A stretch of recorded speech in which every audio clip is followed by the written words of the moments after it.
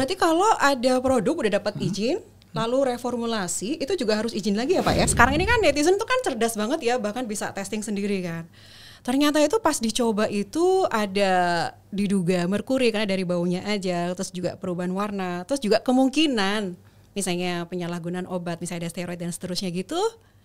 Apa yang salah? Kalau misalnya ada etiket biru yang dijual bebas di e-commerce ya, itu kan beberapa kita temuin ya Pak ya, yang sekali lagi ada di etalase. Apa habis itu yang dirasain? Ada pembeli yang komplain, kok warnanya berubah banget, terus dia kok kayaknya nggak nyaman gitu. Terus penjualnya kan bilang itu teroksidasi, kan kayak yang Bepom yang ada vitamin C. Nah itu gimana sih Mbak? Apakah vitamin C emang kayak gitu? Apakah saya bisa jadi putih kayak Dokter Ika? Berarti sebenarnya etiket biru itu nggak bisa dipakai jangka panjang dan dilepas gitu aja kan? Hello Beauty Entrepreneurs, kali ini podcast Beauty Biz tidak membahas tentang brand strategi dan marketing updates. Karena ada hal yang urgent banget yang harus kita bahas di sini. Biar teman-teman dan juga keluarga tercinta terhindar dari mara bahaya yang satu ini. Menjadi korban kosmetik ilegal atau istilahnya abal-abal. Bepom sudah merilis public warning yang berisi produk kosmetik berbahaya. Dan para korban sudah berani speak up dan sharing tentang pengalaman yang mereka alami dari yang mereka alami setelah menggunakan produk ilegal ini. Tapi masih banyak korban yang berjatuhan karena banyak banget yang pengen putih glowing dengan instan. Ada juga yang karena kurang teredukasi. Nah kali ini seneng banget karena kita akan bahas lebih detail karena narasumbernya juga keren-keren dan komplit banget dari Bepom, dokter, penyintas, dan juga praktisi formulator. Nah sesi pertama ini teman-teman harus simak ya. Kita akan membahas gimana caranya memilih produk kosmetik yang aman, regulasi produk kosmetik, dan juga gimana sih cara lapornya kalau teman-teman jadi korban atau melihat ada kosmetik yang berbahaya. Kita tanya langsung kepada Bapak Irwan selaku Direktur Pengawasan Kosmetik Bepom. Terima kasih banyak sudah hadir ya. Oke, kita kan tahu ya industri kosmetik di Indonesia itu sangat luar biasa. Banyak banget produk baru yang dipasarkan gitu ya. Masyarakat akhirnya punya banyak pilihan, tapi juga bingung. Cara milih produk kosmetik yang aman itu yang bagaimana sih? Gimana cara ngeceknya Pak? Terima kasih sekali Mbak Vera sudah mengikut sertakan Badan POM dalam podcast ini. Ya, tadi sudah disampaikan bahwa Badan POM merilis produk kosmetik yang membahayakan kesehatan berdasarkan hasil pengujian Badan POM. Tentu dengan public warning ini kita mengharapkan masyarakat itu cerdas dalam memilih kosmetik. Ya. Syarat pertama tentu kosmetik yang digunakan ini, yang dikonsumsi ini memiliki izin edar dari Badan POM. Ya. Nah, pertanyaannya memang bagaimana kita mengecek izin edar dari Badan POM ini? Tentu yang pertama kita lihat nih produknya, ya. Ada izin edar Badan POM-nya, ya. Itu tentu dari sisi fisiknya bisa kita lihat. Tapi bisa saja, wah ini ada dari pengguna merasa, wah ini saya masih belum yakin ini apakah benar nggak izin edarnya. Nah ini ada dua cara yang bisa kita lakukan. Jadi pertama, bagaimana kita bisa mengetahui bahwa produk ini memiliki izin edar dari Badan POM. Pertama kita lihat dari sisi fisiknya, kita lihat dari kemasannya, kita lihat dari penandaannya. Ada nggak izin edar Badan POM di sana? Nah itu bisa menjadi penanda bahwa produk ini terdaftar di Badan POM. Tapi mungkin saja dari konsumen, dari pengguna merasa, wah ini saya perlu memastikan lagi. Atau kemasannya terlalu kecil misalnya. Nah, bisa kita install dari Play Store, App Store, itu Bepom Mobile. Nah, setelah itu ada dua hal yang bisa kita lakukan. Ya, kita bisa mengetik sendiri di aplikasi tersebut. Nah, kita bisa mengetahui, wah ini produk ini terdaftar atau tidak di sana. Dan siapa pendaftarnya, bentuk sediaannya seperti apa, bisa kita lakukan. Itu kalau kita sendiri. Tapi kita juga bisa cara lain, kita pindah itu 2D barcode-nya. Nah, itu akan kelihatan informasi-informasi yang berkaitan dengan produk tersebut. Jadi dengan kemajuan teknologi sekarang, ini masyarakat pengguna kapanpun, dimanapun, dalam kondisi apapun, ini bisa memastikan, mengidentifikasi bahwa produk yang digunakannya ini terdaftar apa tidak di Badan POM. Gitu, Mbak Vera. Wow, sebenarnya gampang banget ya. Gampang banget. Gampang banget, tinggal dipindai aja langsung ketahuan kan apakah terdaftar atau tidak ya. Nah, sekarang kalau masalahnya, kalau misalnya sudah dipindai Pak, ataupun diketik manual, dimasukkan ke BPOM Mobile, terus namanya kok nggak ada, itu berarti nggak aman ya, nggak terdaftar ya? Berarti ada kemungkinan itu produknya tidak terdaftar di Badan POM. Kenapa saya bilangin tidak terdaftar di Badan POM? Bisa saja pengguna salah mengetik atau dipindainya tidak sesuai, itu bisa saja terjadi. Ya. Apabila itu terjadi, silahkan dilaporkan ke Badan POM. Ya, laporan ke Badan POM apa yang ditemukan. Nah, ini kita bisa cek seperti apa. Ada juga seperti ini Pak, ketika dipindai keluar namanya, tapi namanya produk lain. Nah, ini juga gimana tuh? Nah, itu ada suatu yang perlu kita dalami, Mbak. Harus ada indikasi yang perlu ditindaklanjuti oleh pengawasan. Ya. Nah, tentu dugaan kita ada beberapa hal, ya. Bisa saja ini suatu pelanggaran, ya, karena ketidakpatuhan pada regulasi, atau juga karena ketidaktahuan, atau seperti apa. Jadi kita melihat seperti itu. Dari sisi pengawasan, berapa hal yang kita lakukan. Hanya untuk konsumen, pastikan bahwa produk yang kita pergunakan itu sesuai antara yang ada di kemasannya, apa yang ada di penandaan dengan yang ada di aplikasi tadi. Harus sama persis ya? Sama, harus sama. Oke. Berarti satu nomor izin edar ini nggak bisa digunakan untuk 4 produk gitu ya Pak? Let's say satu merek punya 4 produk, satu NIE ini dipakai rame-rame gitu nggak bisa ya?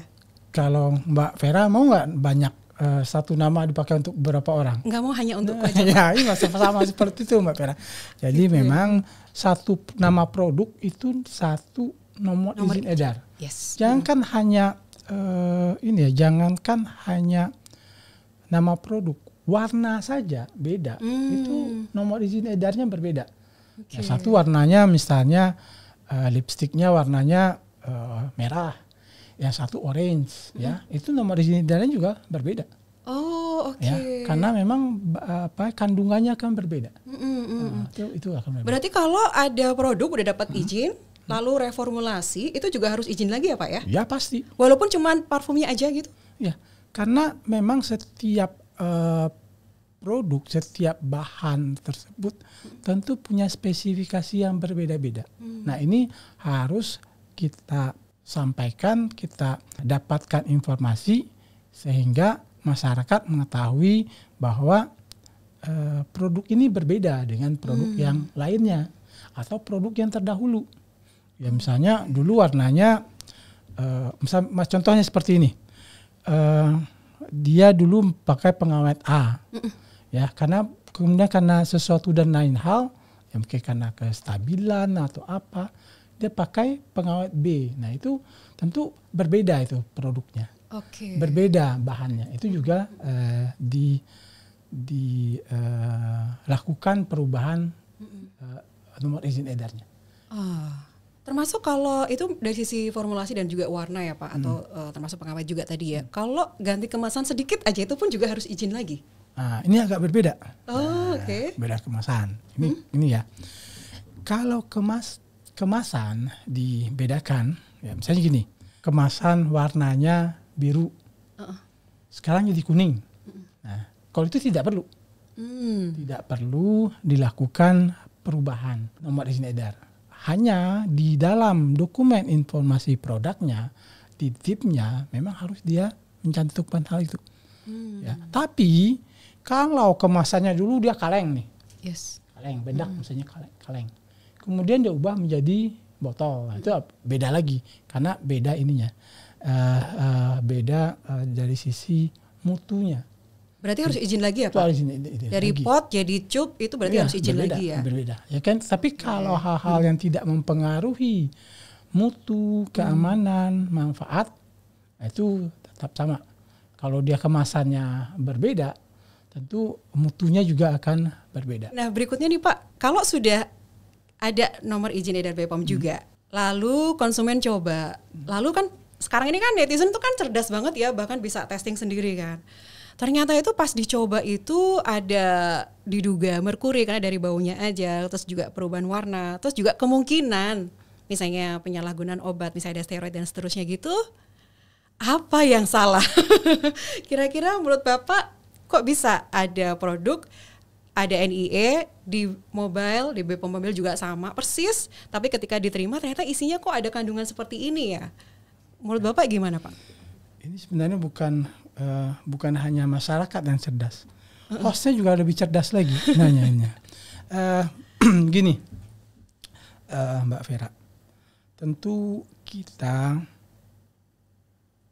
pertama menggunakan produk kosmetik yang mempunyai izin edar. Masyarakat tahu, tapi juga ada orang yang mempunyai niat baik, niat yang tidak baik juga mengetahui itu. Dan dia berusaha membuat produk yang seolah-olah produk itu. Ya, dan dia akan memalsukan produk itu. Ya. Biasa, lazim ya, misalnya suatu produk laris, bagus, orang akan berusaha menirunya. Dan biasanya produk itu ditambahkan dengan bahan-bahan yang apakah itu bahan berbahaya atau bahan dilarang, ya, seperti merkuri, ya, hidrokinon. Bagi kami, ya, Badan POM, di samping masyarakat kami harapkan untuk membeli atau menggunakan produk yang memiliki izin edar, juga pergunakanlah atau belilah produk kosmetik di tempat yang jelas.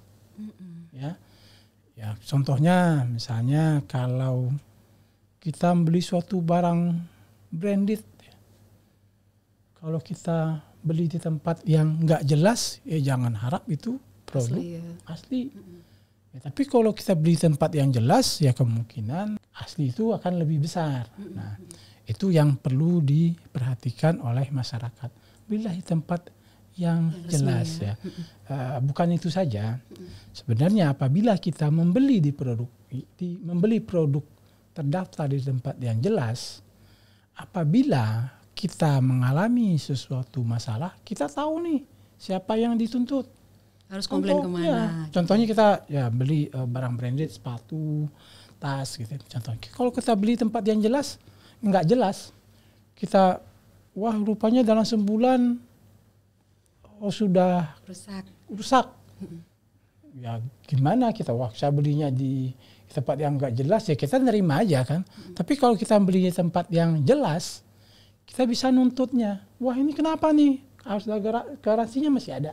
Nah, kita istilahkan juga itu seperti kosmetik. Jadi kalau kita beli di tempat yang jelas, kita ada jaminan tuh dari si produsen tersebut bahwa produk yang dibeli atau digunakan itu memang produk asli, gitu Mbak Vera. Nah Pak, kalau kembali lagi yang tadi itu ya, ternyata ada bahan berbahaya. Apakah menurut Bapak nih diduga ada keterlibatan pabrik misalnya habis dapat NIE, lalu produksinya tuh beda gitu? Semua kemungkinan itu ada. Ya. Kita akan telusuri. Ya. Kemungkinan siapa yang menambahkan itu. Ya. Namun dari pengawasan yang kita lakukan, yang kita temukan, yang memproduksi produk-produk yang mengandung bahan berbahaya atau bahan dilarang itu adalah sarana produksi atau industri ilegal. Jadi bukan sarana produksi atau industri yang terdaftar di Badan POM. Nah, pertanyaannya yang perlu kita telusuri memang seperti Mbak Vera sebutkan tadi. Apakah industri tersebut, industri yang kita temukan tersebut, ada kaitannya dengan industri resmi? Nah, ini yang perlu kita dalami ya. Nah, ada kemungkinan itu apa tidak? Ada kemungkinan itu ya. Keterlibatan industri-industri resmi yang mengikuti podcast ini ya, nanti ya jangan sampai beranggapan bahwa wah saya sudah industri resmi, tidak akan diperiksa Badan POM karena produk saya mengandung bahan berbahaya. Tidak, itu akan kemungkinan itu tetap ada. Selalu diperiksa berarti ya Pak? Ada periodenya ya berarti ya? Jadi Badan POM ini melakukan pengawasan terhadap produk kosmetik ya. Nah, salah satu yang kita lakukan adalah kita melakukan pemeriksaan sarana produksi ya. dan juga distribusi tentunya. Nah, kita melakukan pemeriksaan ini dengan 3 cara. Rutin ya. Rutin itu kita lakukan secara berkala. Tapi ada yang sering, ada yang jarang. Siapa yang sering, siapa yang jarang? Kalau yang sering itu adalah orang-orang atau pelaku usaha yang selama ini kita lihat cenderung melakukan pelanggaran. Ya. Nah, itu akan sering kita lakukan. Berarti penjualnya apa ya? Atau yang bisa punya produsen, brand? bisa produsen, bisa pemilik merek, bisa distributor. Itu kita akan bisa lakukan sering. Okay. Nah, tapi kalau selama ini patuh-patuh saja, ya kita akan lakukan pemeriksaan itu jarang. Ya. Tapi kalau dia sering melakukan pelanggaran, kita akan sering melakukan. Jadi berdasarkan analisis resiko ya. Jadi makin tinggi risikonya, makin sering diperiksa. Itu yang pertama. Yang kedua, intensifikasi pengawasan. Jadi ada dalam suatu masa, ya kita akan lakukan intensifikasi pengawasan. Ya. Misalnya ada suatu saat kebutuhan kosmetik ini akan meningkat, ya. Atau pada suatu saat kita lihat ada tren ini pelanggaran di sini besar. Nah, kita akan intensifkan pengawasannya di sana. Dan itu yang kedua ya. Yang ketiga ini pengawasan khusus. Jadi kalau misalnya dari pelaku usaha ada yang melaporkan, wah, atau ada tuh masyarakat melaporkan pabrik itu ada memproduksi skincare etiket biru misalnya. Ya, kita akan periksa itu. Kita akan periksa ya, kalau memang ada indikasi pidana, kita akan proses hukum. Ya, itu tiga jenis pemeriksaan itu yang dilakukan oleh Badan POM, Pak. Ini untuk menjamin keamanan penggunanya sebenarnya, Pak ya. Balik lagi ya. Intinya ada 2. Satu, bagaimana masyarakat itu mendapatkan peningkatan perlindungan terhadap kesehatan mereka dari produk kosmetik yang tidak memenuhi persyaratan keamanan, manfaat dan mutu, dan juga menjaga daya saing produk. Jadi jangan sampai produk-produk yang benar itu tidak dikonsumsi masyarakat, sementara produk-produk yang tidak memenuhi ketentuan karena efeknya instan, itu cepat putih gitu, itu dipergunakan masyarakat. Jadi tentu memberikan keadilan dalam berusaha. Nah, ini yang terjadi nih, Pak. Jadi karena di sosial media itu banyak banget penjual yang seperti itulah. Pasti teman-teman udah tahu kan. Mbak Vera? Mau putih cepet banget, yang kulit badak, kulit pakai skincare apapun nggak sembuh-sembuh, nggak sembuh-sembuh kan, nggak putih-putih, pakai ini aja gitu kan. Terus udah gitu, biasanya ada keranjang kuning, terus judul-judulnya itu biasanya ada dosing, booster dan segala macamnya tuh, Pak.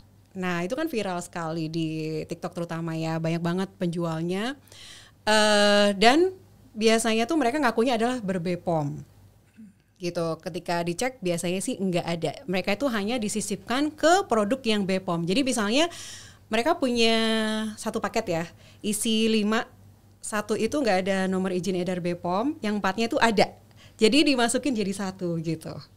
Nah, karena banyak banget kerusakan yang terjadi yang dialami oleh pembeli, itu mereka pada akhirnya bilang, karena mereka nggak tahu ya, mereka bilang, Allah, produk yang ada izin edar BPOM-nya juga nggak aman, mendingan aku sekalian aja pakai merkuri.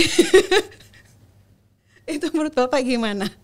Ini gara-gara beredarnya kosmetik ilegal ini yang sebenarnya masif banget, jadi mengganggu industri kosmetik karena kepercayaan masyarakat kepada produk yang ber-BPOM itu jadi kurang gitu loh. Ya, gini,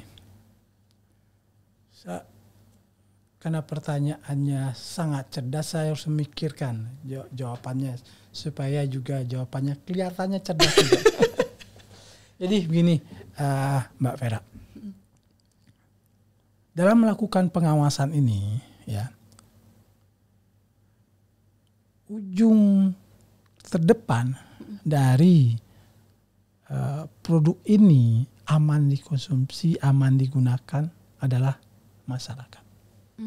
Ya. Masyarakat tentu harus paham bahwa produk yang dia gunakan ini aman terhadap aman digunakan. Ya. Nah, apabila dia mengetahui bahwa wah ini produk ini tidak aman, tapi dia masih gunakan saja juga seperti yang Mbak Vera sebutkan tadi. Yang rugi siapa? Iya, dia sendiri ya. Yang rugi dia sendiri. Bukan hanya rugi dari sisi wah, misalnya dia pakai merkuri ya misalnya, wah nanti memang dia putih, tapi 3 bulan kemudian dia hitam. Ya, Rebound. ya. Yang rugi siapa? Dia sendiri kan. Ya. Kemudian yang kedua bukan hanya rugi kesehatan saja. Ya, tentu ini akan masuk ke pembuluh darahnya terakumulasi dan akan menyebabkan penyakit, dan biayanya itu berapa? Itu bisa akan menghabiskan puluhan juta dan lama sekali. Ya, yang rugi siapa? Dia sendiri. Masyarakat sendiri. Ya, jadi masyarakat menurut kami itulah yang sebagai garda terdepan dalam melindungi melindungi diri dia sendiri agar terhindar dari produk itu. Jadi jangan sampai wah ini kan banyak produk-produk yang beredar ya nggak jelas pengawasannya, ya udah saya pergunakan saja. Ya itu yang rugi diri saya sendiri. Ya. Kemudian yang berikutnya, sebenarnya siapa yang bertanggung jawab terhadap produk kosmetik yang beredar? Siapa Pak? Yang menjamin bahwa produk ini aman, bermanfaat dan bermutu itu adalah pelaku usaha sendiri. Jadi kalau pelaku usaha dia memproduksi, mengedarkan suatu produk, apabila produk ini dipergunakan oleh masyarakat, kemudian masyarakat mendapatkan dampak kesehatan, dampak merugikan kesehatan, yang bertanggung jawab dia, pelaku usahanya itu sendiri. Makanya apabila kita menggunakan produk kosmetik yang mempunyai izin edar, kita mendapat jaminan dari siapa? Dari si pelaku usaha yang kita beli itu. Ya, makanya apabila kita mendapatkan suatu keluhan, kita melapor kepada dia, kepada si pelaku usaha tersebut, dan juga kepada pemerintah. Nah, fungsinya pemerintah apa? Fungsinya pemerintah adalah mengawal agar si produsen itu mematuhi ketentuannya, mematuhi regulasinya. Nah, itu jawaban cerdasnya ya, Mbak. Jawaban yang kami sampaikan dalam hal-hal yang formal.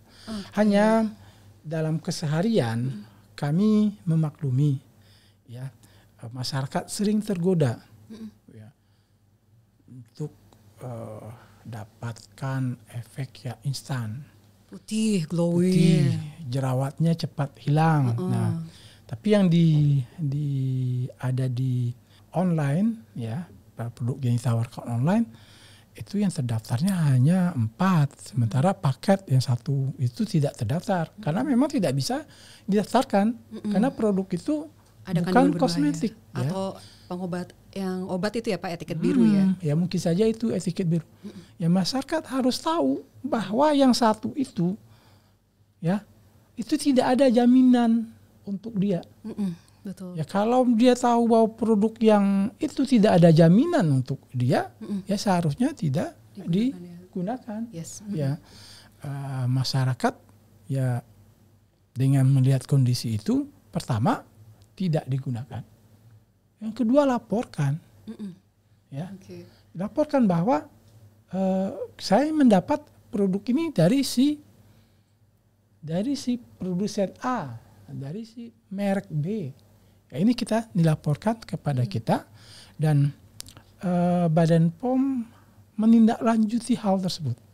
Cara melaporkan nih Pak, kalau misalnya saya sebagai korban, lalu kalau misalnya saya bukan jadi korban, saya ngelihat ini saya cek sendiri kok ternyata nggak terdaftar atau misalnya merek nama produk yang lain dan beberapa hal yang tadi kita udah bahas sebelumnya, itu saya lapornya kemana Pak? Kalau dulu 10 tahun yang lewat Mbak Vera, saya harus tuh datang ke Badan POM, buat surat, gini. Nah, sekarang nggak seperti itu lagi. Kapanpun, dimanapun bisa dilaporkan apabila ada kita menemui hal-hal yang sebenarnya tidak sesuai dengan ketentuan atau kita menduga ada sesuatu, ini ada tindak pidana di sana. Secara umum ya yang bisa kita lakukan tanpa harus datang ke kantor Badan POM, bisa kita menghubungi kontak center Halo BPOM di 1.500.533 ya, kita bisa hubungi hal tersebut, atau juga kita bisa WhatsApp ke nomor ini. Ya, atau kita ingin menulis lebih panjang lagi by email, bisa di nomor email ini. Ya, ada 2 nomor email.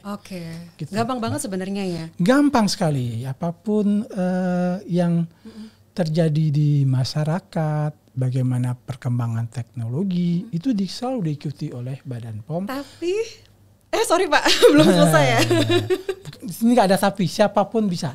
Siapapun bisa ya. Siapapun bisa, dan apapun informasi yang disampaikan selama ini berkaitan dengan keamanan, mutu, manfaat, dan juga misalnya gini, wah ini produknya terdaftar tapi kok klaimnya bombastis, bisa memancungkan hidung ya, misalnya, atau bisa meningkatkan stamina pria, ya ini kok kosmetik kok bisa gitu. Nah silahkan dilaporkan ya, itu sudah banyak kita.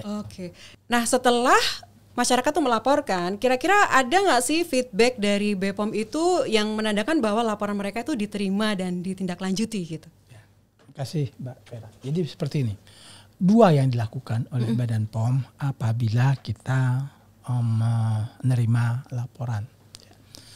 Pertama, laporan kepada si pelapor. Ya. Nah itu kita sampaikan bahwa produk laporan saudara, laporan Anda sudah kami terima, ya. Nah, ada 2 kemungkinan yang akan dijawab dan akan kami tindak lanjuti, atau disampaikan bahwa produk yang Anda atau saudara gunakan itu sudah dilakukan pengawasan oleh Badan POM, seperti wah produk tersebut sudah dilarang gitu. Itu akan disampaikan langsung kepada si pelapor, ya. Tapi namun apabila itu informasi baru, itu kita akan terima dulu laporannya untuk ditindaklanjuti. Nah, yang kedua itu dari si hotline tadi akan melaporkannya ke unit teknis. Ya. Misalnya ini berkaitan dengan tindak pidana misalnya. Wah itu ada di tempat sana, saya lihat dia membuat kosmetik racikan yang ada merkurinya, alamatnya di sini, ya. Nah itu akan diteruskan ke kedeputian penindakan. Jadi akan mengarah kepada penegakan hukum. Ya. Tapi kalau misalnya disebutkan bahwa saat temu kosmetiknya kok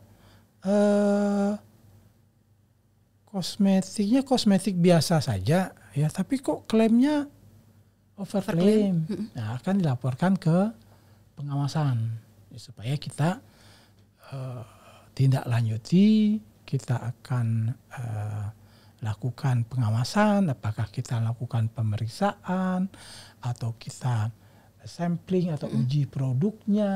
Ya, jadi itu kita akan lakukan sampai suatu saat kita menemukan ada suatu pelanggaran. Ya, kita pelanggaran dan kita minta si pelaku usaha untuk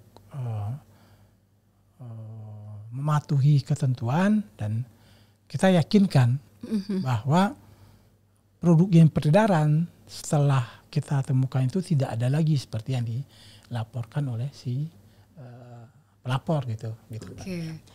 Oke, Pak, sebenarnya untuk kategori kosmetik itu sebenarnya sampai mana sih dan apakah semua itu butuh izin edar BPOM? Karena kan tadi Bapak sempat sebut yang etiket biru ya. Definisi kosmetik itu merupakan sediaan yang dipergunakan untuk di luar ya, apakah itu epidermis, rambut, kuku ya. Dan tujuannya untuk membersihkan, menghilangkan bau, mewangikan, membersihkan tadi sudah ya, membersihkan atau mengubah penampilan, melindungi atau merawat tubuh ya, itu fungsinya. Dalam kondisi baik. Jadi kalau kondisinya tidak baik, ada penyakit, ya bukan digunakan kosmetik. Nah, kalau kondisi kita nggak baik, apa yang digunakan, Mbak? Obat. Nah itu yang perlu digarisbawahi. Jadi kosmetik ini hanya untuk permukaan kulit dalam kondisi kita itu kondisi baik, bukan kondisi sakit. Nah, kita bisa bedakan, kategorikan kosmetik ini ada dua, secara umum ada dua, ada skincare ya untuk perawatan kulit dan juga dekoratif untuk penampilan. Dari definisinya tadi, Mbak Vera. Oke, berarti kalau etiket biru ini kan dari definisi mungkin nanti Bapak bisa jelaskan sendiri ya. Itu kan kalau misalnya ada etiket biru yang dijual bebas di e-commerce ya, itu kan beberapa kita temuin ya Pak ya, yang sekali lagi ada di etalase, terus kemudian warnanya biru, ada nama apotekernya, itu apakah boleh dijual bebas seperti itu? Gini, mungkin kita perlu persamaan persepsi dulu, apa itu skincare etiket biru, ya, bukan obat beretiket biru ya. Skincare sama obat itu berbeda. Jadi sekitar 2 atau 3 minggu yang lewat kita melakukan pertemuan dengan asosiasi profesi, kita melakukan pertemuan dengan asosiasi pelaku usaha. Jadi kita coba definisikan apa itu skincare etiket biru. Ya. Jadi skincare beretiket biru ini adalah istilah yang lazim dipergunakan oleh masyarakat yang menunjukkan suatu produk skincare ya yang mengandung bahan obat yang dibuat bukan berdasarkan resep dokter dan dibuatnya dalam jumlah massal oleh sarana yang bukan apotik atau tidak memiliki hak atau kewenangan dan dipromosikan umumnya secara online. Nah, jadi itulah secara umum apa itu definisi dari skincare beretiket biru. Jadi dapat kita simpulkan bahwa ini bukan suatu produk obat racikan beretiket biru, bukan. Jadi kalau obat itu obat racikan maksud saya. Obat racikan itu dibuat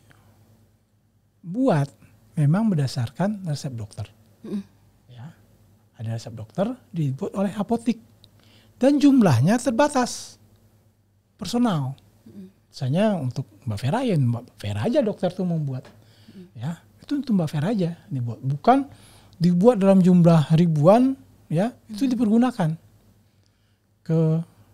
dipergunakan untuk siapa saja. Tinggal check out aja gitu ya. Dan kapanpun bisa digunakan dalam waktu penggunaan yang tidak terbatas, ditentukan. Ya. Jadi kalau obat kan bisa kita tahu bahwa ini hanya dipergunakan 3 atau sampai 5 hari. Ya. Nanti kalau ada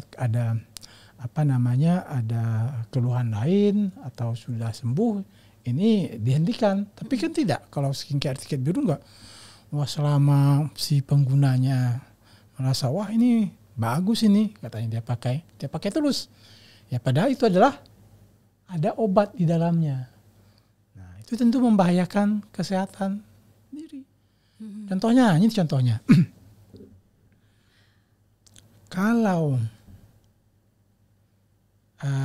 seseorang ini jerawat itu penyakit ya, bukan nih. Nah, dokter ngasih apa? Biasanya dalam obat racikan itu ada asam retinoat. Ya. Nah, asam retinoat ini dipergunakan dalam kondisi tertentu, ya.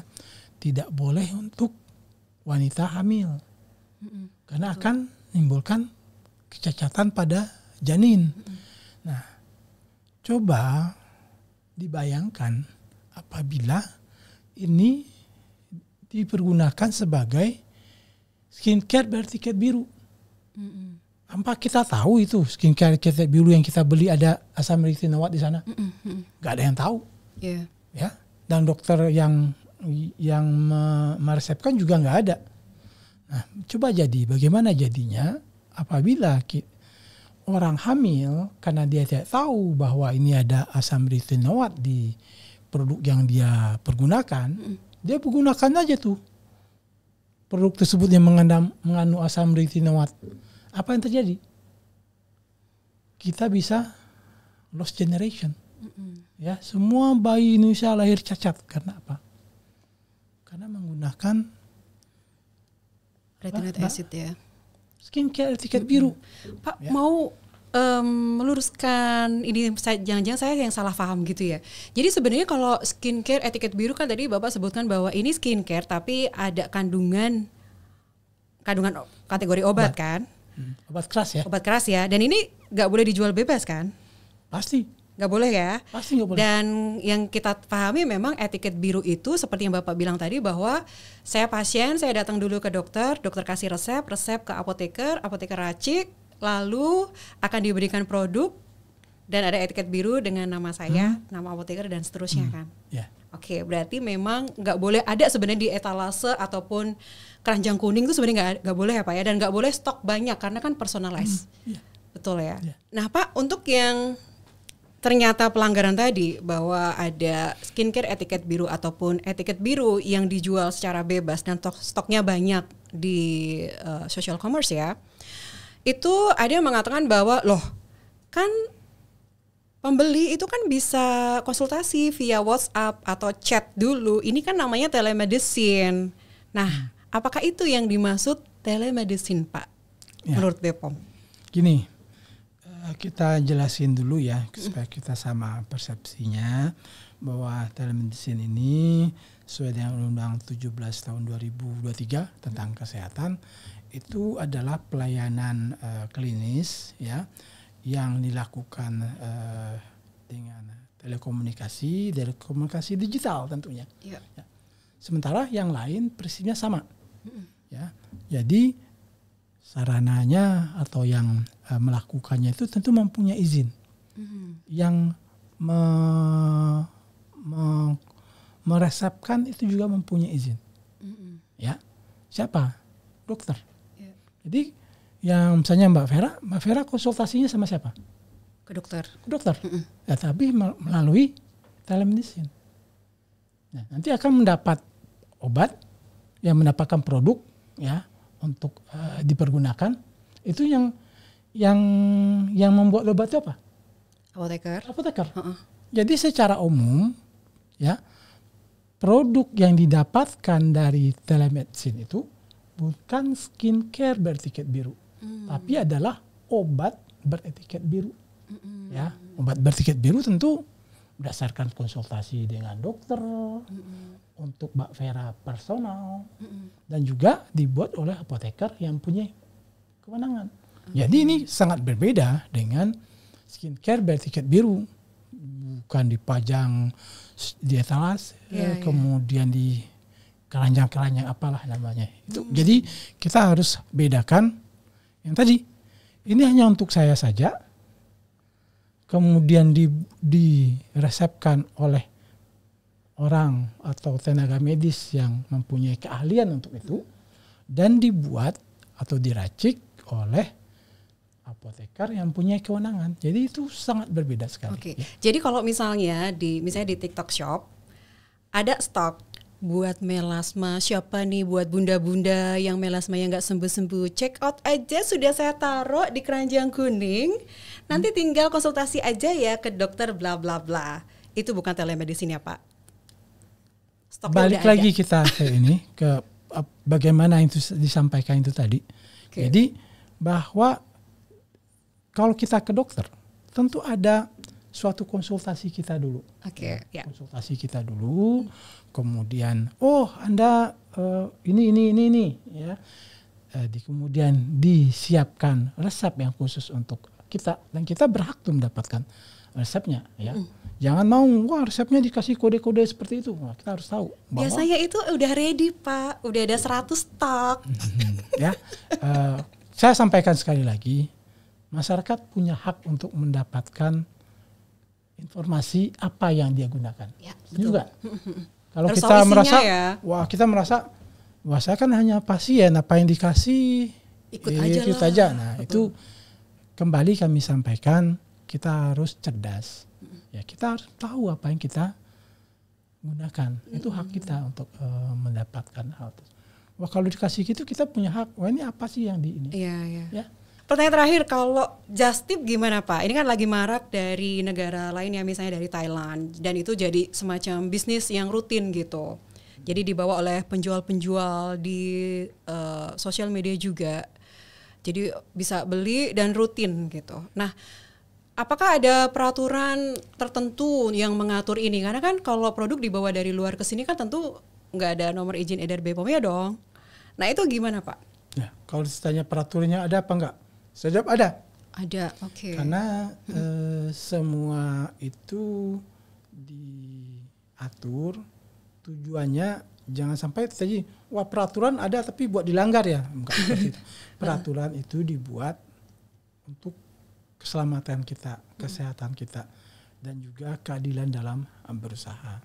Jadi memang kita memaklumi ya, bahwa ada saja kemungkinan orang apabila dia pergi ke luar negeri, dia adalah semacam oleh-oleh atau buah tangan, atau memang dia gunakan sendiri. Itu diatur barang tentengan istilahnya, barang tentengan itu ada jumlahnya, jumlah maksimalnya. Nah, jumlah maksimalnya itu 20 pieces untuk satu kali kedatangan. Ya, itu gunanya untuk apa? Gunanya untuk dia sendiri. 20 pieces ini satu jenis produk ya Pak? Ya, satu jenis. Nah, itu dipergunakan untuk diri dia sendiri, bukan untuk dijual. Bukan untuk diedarkan. Jadi dia gunakan sendiri. Ya. Intinya apa, Mbak Vera? Satu, ya kembali saya sampaikan lagi. Semua produk ya itu harus jelas siapa yang bertanggung jawab. Jadi kalau Mbak Vera nih beli produk di Myeongdong misalnya, nah Mbak Vera pakai untuk Mbak Vera sendiri, ya. Kemudian ada masalah, ya Mbak Vera tahu nih siapa yang Mbak Vera tuntut. Itu toko di Myeongdong, ya di sebelah hotel ini, ya jam sekian tuh ada, itu jelas. Ya. Tapi kalau Mbak Vera jual ke orang, ya ke pihak lain, ada masalah terhadap produk itu, Mbak Vera bisa dituntut apa enggak? Iya. Bisa dituntut. Ya kalau Mbak Vera mengedarkan produk, kemudian ada masalah, ya Mbak Vera bisa dituntut. Ya, termasuk juga nggak ada masalah bisa dituntut mengedarkan produk tanpa izin edar, itu bisa dituntut. Apalagi kalau ada masalah. Nah, itu kan jaminan buat si masyarakat. Pak, harganya kan lebih murah Pak yang di Myeongdong yang di ini Pak. Kembali kami sampaikan lagi, kesehatan itu ya itu lebih penting daripada harganya. Ya.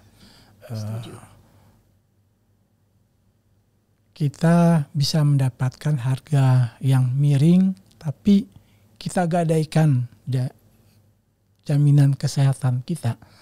Tentu bukan suatu hal yang perlu kita besar-besarkan.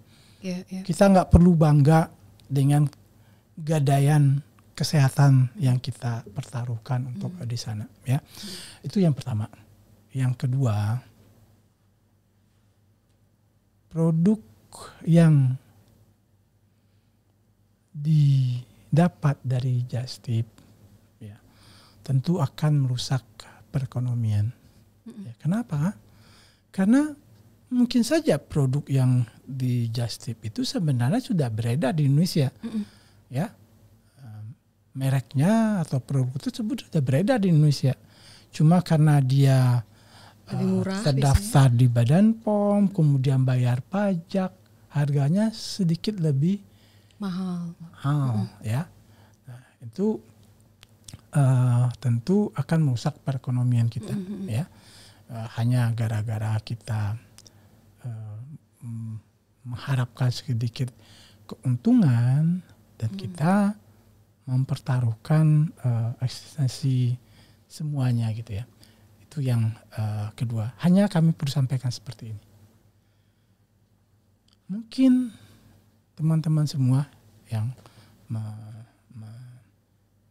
mendengar podcast ini lebih mengutamakan wah saya dapat murah. Ya, tapi perlu diketahui bahwa setiap produk yang masuk ke Indonesia, yang terdaftar masuk ke Indonesia, itu sudah ada pengawasan dari Badan POM. Jadi pengawasan itu meliputi juga berapa lama expire-nya. Jadi misalnya di Myeongdong beli 1 gratis 5.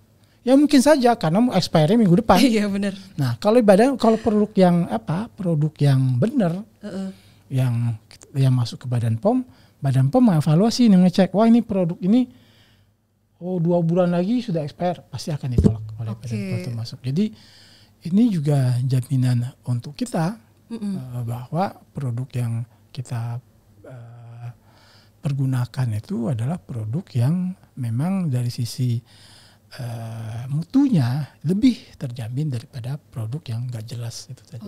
Gitu, Mbak. Melenceng sedikit tentang kategori obat, karena kan di dermatologi di klinik itu kalau kita periksa itu kan ada biasanya kadang dapat produk yang kemasan bermerek terus kamera itu kan selalu ada izin edar BPOM-nya ya. Misalnya hidrokinon, steroid, dexamethasone dan seterusnya. Nah, itu pasti sudah ada aturannya bahwa distribusinya itu harus misalnya ke klinik, dokter, rumah sakit gitu kan, karena ini adalah obat gitu. Nah sekarang kalau misalnya ada pabrik, dia membuat produk yang isinya campuran, tadi sebenarnya Bapak udah sebut juga isinya obat, tapi mix nih, misalnya karena mau achieve whitening, keratolitik sama antiinflamasi kan, jadi dia masukin hidroquinon, tretinoin, sama dexamethasone. 3 ini dalam 1 pot. Lalu produk ini ada misalnya 100 disuplai ke klinik atau dokter. Nah ini ada aturannya nggak? Apakah harus izin juga kayak produk yang bermerek tadi yang obat? Mbak Vera. kalau kita kategorikan produk itu ada produk jadi dan produk racikan. Oke. Produk jadi itu adalah produk yang dibuat massal. Ya, produk racikan adalah produk yang khusus dibuat untuk seseorang, ya, dan dibuatnya baru. Oke. Ya, kenapa dibuat racikan? Nah, ya memang untuk orang tertentu perlu penanganan khusus. Tidak bisa dengan obat jadi yang dibuat massal, ya. Nah, yang terjadi adalah dia sebenarnya adalah produk racikan, tapi dibuat seolah-olah produk jadi, ya, yang seperti Mbak Vera sebutkan tadi. Dia sebenarnya mengandung hidrokinon, ya, yang dipergunakan oleh siapapun saja. Seharusnya produk itu dibuat sebagai produk jadi dan didaftarkan sebagai obat. Nah, jadi mungkin dari pendengar ini ada juga yang tenaga medis, ya. Kami perlu sampaikan ini pertanyaan terakhir ya Mbak ya. Nah, saya merujuk kepada pertanyaan yang pertama. Jadi kalau kita ingin mengetahui suatu produk, kan kita bisa mendapatkan aplikasi, menggunakan aplikasi tadi. Nah, di aplikasi tadi itu sudah menjelaskan ini bentuk sedianya apa. Kalau disebutin di sana bentuk sedianya kosmetik, mungkin nggak ada hidrokinon di dalamnya. Tidak mungkin. Jadi apabila si pelaku usahanya yang tidak bertanggung jawab, ya, dia mencantumkan nomor izin edar kosmetik, seharusnya tidak boleh ada bahan obat di sana karena dia bukan obat, dia hanya kosmetik. Ya. Jadi ini jadi pegangan, jangan sampai kita menggunakan kosmetik yang ada bahan obatnya dari fasilitas resmi. Dan kami sekali lagi sampaikan bahwa toll manufacturing itu, ya, yang dilakukan dari pemilik merek kepada produsen itu hanya untuk kosmetik. Itu obat tidak memungkinkan. Tidak bisa, ya. Jadi kalau di obat toll manufacturing ini hanya dari produsen ke produsen, misalnya industri farmasi A, toll manufacturing ke industri farmasi B karena sesuatu dan hal, bukan karena hal-hal yang disebutkan tadi. Jadi kita baik masyarakat ataupun tenaga medis juga harus mengetahui bahwa yang dipergunakannya ini produknya apa, sesuai dengan izin edar yang bisa kita cek di BPOM Mobile tadi. Ya, gitu Mbak Vera. Wow, jelas banget kan teman-teman. Jawaban saya cukup advance dan membingungkan. Cukup advance dan jelas banget. Dan teman-teman pasti lebih aware sekarang gimana cara membedakan produk kosmetik dan juga etiket biru, produk yang aman, selalu harus ada izin edar BPOM. Lalu teman-teman juga harus fokus ke kesehatannya, karena Bapak setuju dengan cantik gak harus putih, ya kan? Yang penting cantik harus sehat. Nah, itu dia. Oke, Bapak Irwan, terima kasih banyak atas pencerahannya hari ini. Sama-sama Mbak Vera. Nah, tadi kita sudah bahas tentang cara milih produk kosmetik yang aman dan juga regulasi, ya. Nah, sekarang bahasan kita lebih seru lagi nih, karena kita akan nanya langsung penyintas yang pernah pakai merkuri. Sekarang sudah ada Mbak Ashelin. Thank you banget sudah datang. Lalu ada juga Dokter Ika, siapa sih yang nggak kenal? Dan ya nggak kalah penting lagi, kita akan membahas formulasi komersial dan juga standar itu seperti apa, termasuk ciri-ciri oksidasi. Kita akan ngobrol bareng dengan praktisi formulator dari Formulator Academy, Mbak Wafa Aufia. Thank you banget udah datang. Yes. Oke, nah sekarang Mbak Shelin kan pernah pakai merkuri, ya? Ya, betul. Itu dulu tuh motivasinya apa sih pakai, dan apa habis itu yang dirasain? Dulu tuh karena teman-teman sekelas, karena biasanya kan terpengaruh temen ya, habis pakai putih terus beli yang pertama tuh 5 ribuan gitu harganya di pasar-pasar. Nah beli pakai udah 3 hari aja tuh udah ya udah putih Langsung bersih putih gitu. ya? Iya, putih bersih. Terus itu keterusan sampai 3 tahun dipakai. Terus masuk SMK udah kan berhenti. Nah itu ketemu sama apoteker aku, dibikinin krim tapi ya untungnya nggak ada kayak yang sekarang hidroquinone itu enggak. Ya udah pakai basic aja gitu. Basic 1 krim siang malam, mungkin moist ya yang dikasih. Itu kayak di krim gitu aja. Dia berhenti sampai sekarang. Lalu apa yang dirasain, ada kerusakan nggak kayak orang lain gitu? Kalau kerusakan di muka, alhamdulillahnya enggak. Tapi yang rusak bagian dalam. Apa itu? Yang pertama pas waktu nikah, itu kan sempat hamil, langsung hamil di 16 minggu pendarahan. Pendarahan pertama itu masih bisa dikasih obat kuat sama dokternya. Terus yang kedua langsung ya udah pendarahan aja, kuretase. Terus hamil lagi yang kedua itu sempat di 5 bulan tapi IUFD, meninggal di dalam kandungan. Jadi nggak ada pendarahan sama sekali. Dan udah sampai sekarang susah hamilnya. Pas cek katanya PCOS gitu, tapi belum cek darah sih, masih takut sampai sekarang. Itu jarak dari berhenti sampai sekarang itu berapa lama sekarang berarti? 7 tahun total. 7 tahun ya, dan dampaknya masih terasa sekarang ya? Masih. Oke, Dokter Ika, apakah sampai separah itu ya? Karena kan biasanya saya juga baru tahu ini bisa kejadian. Memang merkuri itu kalau orang-orang kan pikirnya cuma di kulit ya. Maksudnya kalau udah nggak pakai, biasanya nggak pakai, ya udah langsung berantakan gitu kulitnya. Ternyata juga ada yang pakai sekian tahun, waktu dilepaskan ya cepat aja pemulihannya. Tapi ternyata bagian dalamnya yang digerogoti istilahnya ya. Dan itu memang nyata di jurnal juga udah ada semua. Jadi kalau dibilang merkuri aman-aman aja kok, udah berapa tahun pakai gitu ya, kulitnya baik-baik aja karena mereka fokusnya di kulit. Nah nggak tahu bagian dalam, karena kalau di dalam tubuh itu kan fokusnya mereka cuma ya mungkin karena penyakit lain atau karena dampak lain seperti itu ya. Padahal dari si merkurinya sendiri yang ada di dalam perawatan krimnya, dan itu masuknya kan ke aliran darah kemana-mana gitu loh, kemana-mana. Yang udah pasti kan ginjal ya, kemudian juga SSP yang paling sering, dan hati juga untuk detoksifikasi, dan yang memang yang ada laporan juga di reproduksi gitu. Ada kemandulan, gangguan kayak ya itu keguguran, janin, ada cacat janin.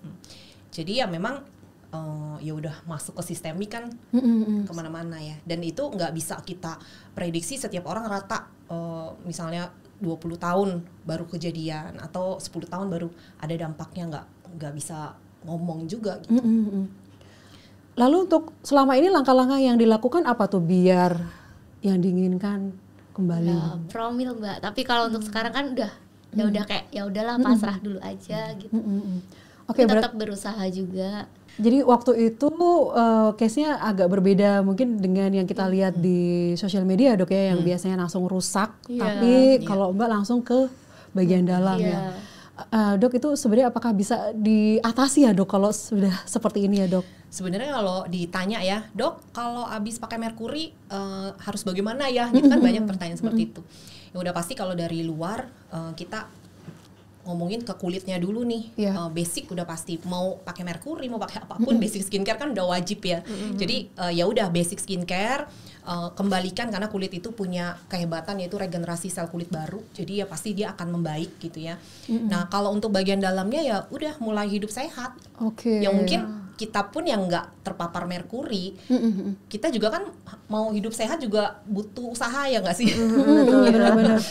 Kita mau apa ya, mau diet seimbang aja butuh usaha gitu. Dan yang memang sudah terpapar krim merkuri, yang apalagi udah lama, ya mau nggak mau harus bisa gitu untuk menerapkan pola hidup sehat. Nah, biar nggak kejadian paling parah untuk Mbak Selin, sebenarnya apa sih yang kita harus sadar gitu pada saat pakai? Apa yang dirasain sih? Karena saya jujur belum pernah. Mbak Wafa udah pernah belum ngerasain merkuri? Belum pernah ya? Jangan sih Mbak. Tapi kalau orang di lab kan tahu ya merkuri kayak gimana gitu kan ya? Pasti. Dari zaman kuliah kan juga pasti udah ngeliat ya merkuri, proses ininya, tanda-tandanya gitu ya. Oke. Nah itu gimana dok, biar nggak jauh gitu, apa yang kita harus sadar dulu di awal bahwa itu merkuri? Kalau merkuri itu sebenarnya lebih gampang ya. Dari tekstur, bau itu udah, dan warna mengkilatnya ya, itu udah khas banget kalau merkuri. Jadi lebih mudah dideteksi. Walaupun dia udah ada embel-embel, udah Bepom sekalipun, kita bisa prediksi itu bahaya nih gitu, itu bisa langsung diputusin buat nggak pakai deh gitu. Tapi kalau yang lainnya kayak obat keras ya itu lain ya, karena harus dicek di lab. Nah kalau merkuri lebih mudah. Jadi kalau teman-teman semua kalau misalnya ada beli krim, apalagi embel-embel klaimnya cepat putih dan lain-lain, ya sebenarnya dari situ aja udah bisa memutuskan sih untuk beli apa enggak gitu. Ya yang klaim-klaim cepat putih dalam waktu sekian lama gitu ya, biasanya harian atau mingguan tuh udah kelihatan hasil. Nah itu mendingan gak usah dibeli. Atau kalau udah terlanjur beli, dilihat dalamnya lengket, teksturnya atau baunya udah mencurigakan, ya baik jangan dipakai. Oke. Gitu sih. Yang dirasain pertama waktu itu apa sih Mbak? Apakah ada celekit-celekit gitu Mbak Selin? Nggak ada, Nggak kan ada belum ya? pernah pakai sama sekali kan Mbak. Soalnya kulitnya masih Kulitnya. virgin gitu ya ibaratnya. Langsung kena merkuri ya udah cepet aja gitu. Tapi emang ada baunya itu yang menyengat Ya, itu bau. ya? Kalau sekarang sadar kok dulu kuat gitu.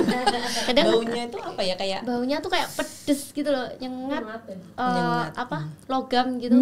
Ya udah nggak enak banget. Saya masih penasaran banget karena kan masih banyak yang bangga pakai merkuri kan ya Iya. di sosial media. Sebagai orang yang di kosmetik kan kita maunya estetik ya kan, Iya. termasuk milih produk kan isinya yang krimnya yang bagus gitu. Mbak Selin dulu tuh kok bisa gitu, padahal itu kan lengket, molor ya dok ya, molor, baunya gak enak kok mau gitu pakai, itu gimana Soalnya sih? dulu kan belum ada edukasi seperti ini dan tuh kayak ya biasa aja gitu loh Mbak, bisa dijual belikan kan. Bahkan di pasar-pasar tuh bisa, ini loh bagus gitu. Oke. Kayak di toko-toko kosmetik juga kan.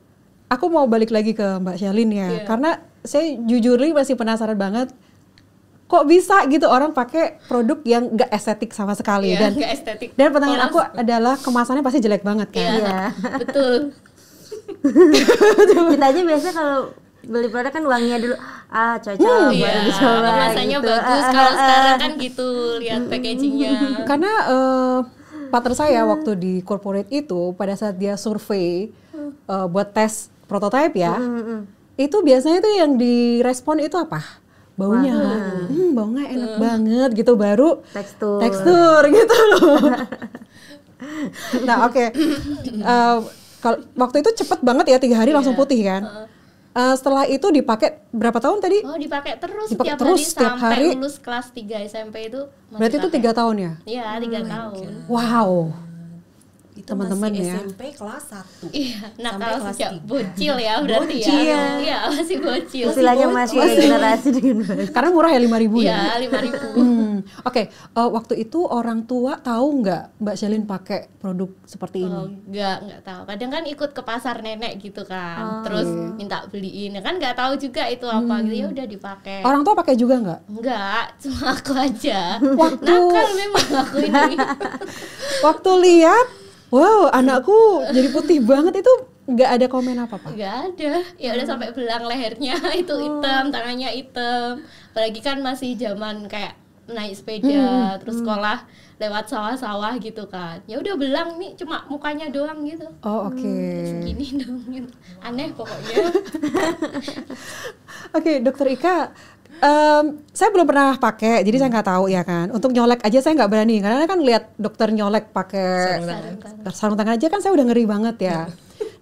Kalau yang dokter terima dari misalnya dari pasien gitu, sebenarnya kalau dioles itu sakit enggak sebenarnya? Tergantung jenis kulit ya. Oh gitu. Kalau jenis kulitnya kering, sensitif, udah pasti dia akan rasa nyeri. Makanya nyeri pedih atau langsung kemerahan atau langsung reaksi alergi gitu loh. Makanya kebanyakan kan juga ada laporan, aku pakai krim itu nggak cocok. Kalau aku kok cocok gitu. Nah itu kan tergantung dari jenis kulitnya dia. Dan kebanyakan kalau jenis kulitnya sensitif, kering itu pakai apalagi merkuri udah pasti deh ada reaksi. Bisa sampai yang bengkak ya laporannya. Kulitnya langsung bengkak itu langsung.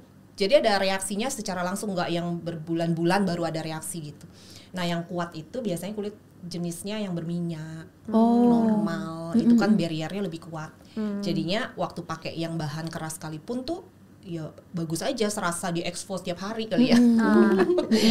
Jadi nggak perlu eksfoliasi ya kan, nggak perlu melakukan regenerasi sel kulit baru, semua udah dilakukan dalam si satu krim itu yang isinya merkuri, yang neken melanositnya untuk memproduksi melanin, semuanya udah di handle. Jadi respon dari orang-orang tuh beda-beda berarti ya? Beda, tergantung jenis kulitnya. Dok, saya penasaran banget, waktu itu kan pengen pinjem produknya kan?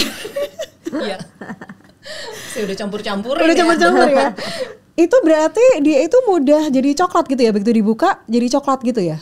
Oh, kalau merkuri itu nggak berubah. Nggak berubah warna sama sekali? Jadi kalau kita bisa bandingkan dengan, kan sekarang juga banyak marak banget penyalahgunaan obat keras. Kalau bisa dibandingkan merkuri sama hidroquinon, itu hidroquinon berubah warna. Tapi kalau merkuri enggak, disimpan beberapa lama pun nggak berubah, kecuali merkurinya dicampur hidroquinon. Oh ada ya separah itu? Double. Jadi kill. udah merkuri, hidroquinon, steroid itu jadi satu. Oke. Double kill ya. Oke, berarti merkuri itu tetap warnanya. Iya. Kalau yang hidroquinon yang tadi teroksidasinya langsung berubah warna ya. Bisa berubah warna, tapi kan tergantung.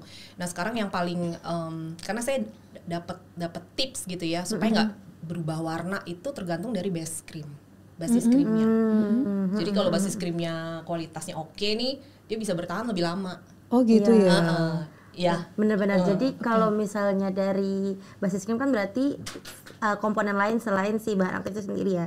Biasanya kalau formulator pasti setiap sediaan-sediaan yang punya potensi oksidasi itu ada penambahan antioksidannya. Nah, umumnya untuk menghindari berubah warna tersebut berarti antioksidannya akan dibuat secukup mungkin untuk menanggulangi si bahan tersebut, si hidroquinon tersebut, gitu sih biasanya. Karena kan kalau di bahan-bahan lain juga banyak kan yang bisa teroksidasi dengan cepat gitu, seperti vitamin C gitu kan contohnya. Vitamin C masih banyak digunakan dan dia nggak mengalami oksidasi ya, karena dalam proses formulasinya sudah dilakukan penstabilan, yaitu dengan antioksidan yang cukup gitu sih. Jadi emang bisa sih diakalin kalau secara ini ya, tapi kalau ngakalin yang nggak sehat juga untuk apa gitu.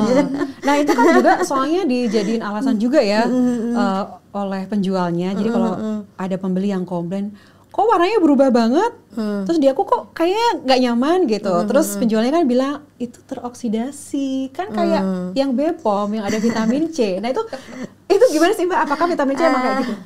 Pasti vitamin C itu emang bahan yang mudah teroksidasi. Tapi kalau dalam sediaan krim terus dia teroksidasi sampai kepada customer, itu berarti ada yang salah dalam proses formulasinya, dalam proses produksinya gitu kan. Karena kan untuk sediaan yang bisa teroksidasi berarti dia tidak lulus uji stabilitas. Sedangkan saat kita mengeluarkan Bepom, saat kita mengeluarkan proses proses skincare itu untuk sampai terjual gitu ya, itu kan harus melalui uji stabilitas gitu. Kalau misalnya vitamin C-nya aja nggak lulus uji stabilitas, itu kan berarti dia sudah tidak menerapkan CPKB ya, tidak menerapkan cara pembuatan kosmetik yang baik gitu sih. Jadi seharusnya itu tidak terjadi kecuali customernya yang atau penjual di lapangannya yang tidak menyesuaikan suhu, terus menyesuaikan panas, jadi ditaruh di tengah matahari, terus ditaruh di suhu yang sangat tinggi, itu mungkin ada kemungkinan terjadi oksidasi walaupun dia dari senyawa vitamin C atau senyawa yang tidak berbahaya lainnya.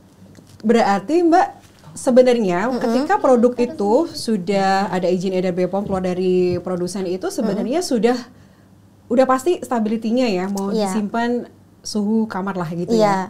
Nah, artinya apakah memang dia tidak akan teroksidasi vitamin C ini?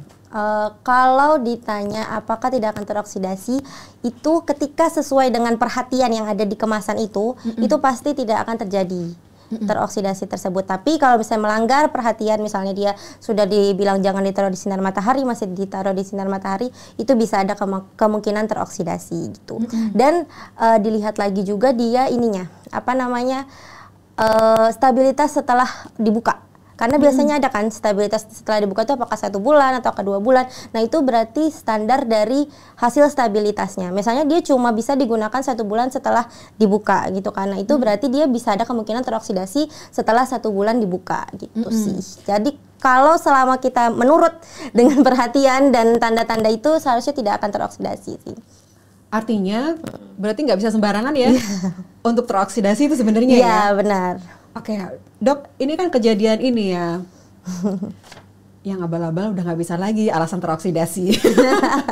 Karena untuk contoh yang tadi Mbak bilang kan vitamin C juga udah bisa dibikin yang stabil banget ya. Atau ada formula lain yang mungkin modifikasi biar nggak gampang teroksidasi, tadi pakai apa? Iya, benar. Kalau sekarang itu di terkini ya, di cutting edge ya, yang terkini itu tuh jarang banget orang pakai vitamin C yang benar-benar pure vitamin C yang mudah teroksidasi gitu. Pasti udah dicampur, biasanya yang paling sering itu adalah campuran vitamin C dan vitamin E. Karena vitamin E kan juga merupakan antioksidan ya. Jadi ketika mereka sudah disintesis dari bahan baku material awalnya, itu udah stabil walaupun base cream kita tuh nggak pakai pengawet sekalipun gitu loh. Kan ada ya beberapa sekarang yang udah produk-produk tidak pakai pengawet, tidak pakai BHT gitu-gitu kan, itu banyak yang sudah menggunakan produk-produk tersebut karena memang bahan baku awalnya sudah dimodifikasi, sudah disintesis gitu. Jadi umumnya sangat-sangat jarang terjadi kalau cuma pakai vitamin C terus jadi teroksidasi dengan semudah itu gitu. Dan satu lagi,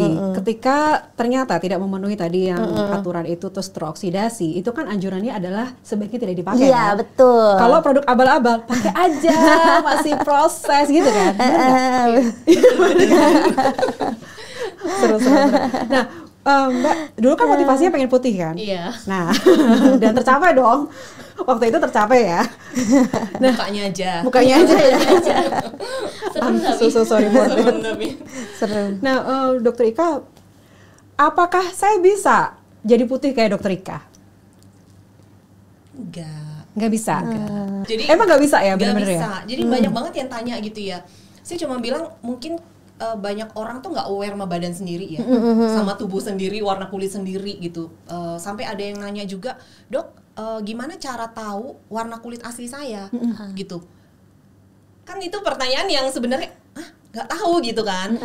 Padahal ya cuman dilihat aja bagian yang nggak pernah tertutup ya, bagian tertutup yang jarang banget lah kena paparan sinar UV ya. Itu kan pasti bagian dada, bagian perut gitu ya, punggung gitu. Nah itu sebenarnya warna aslinya di situ. Kecuali memang dia suka pakai baju yang terbuka-buka ya lain lagi gitu. selama masih normal aja pakai bajunya, ya harusnya bagian dalam itu bagian yang terputih di tubuhnya gitu. Warnanya. Jadi kita nggak bisa tukeran ya, Dok? Kan dokter kan pengen coklat kan? Sekarang gini aja deh, kita mau ratain aja kan susah ya. Iya, benar-benar. Saya aja mau ratain bagian dalam sama bagian tangan ini aja sulit banget gitu. Makanya kalau banyak ngebandingin, kok kalau artis ini bisa putih, dulunya kayaknya buluk gitu kan bahasa mereka. Terus kalau misalnya tetangga aku gitu, mereka suka bandingin ke orang-orang di sekitarnya. Nah itu kulit mereka kan nggak lihat bagian dalamnya. Jadi begitu banyak perawatan gitu ya, masukin ini itu antioksidan tinggi sehingga meratakan warna kulitnya lebih cepat. Jadinya ya merata aja warna kulitnya.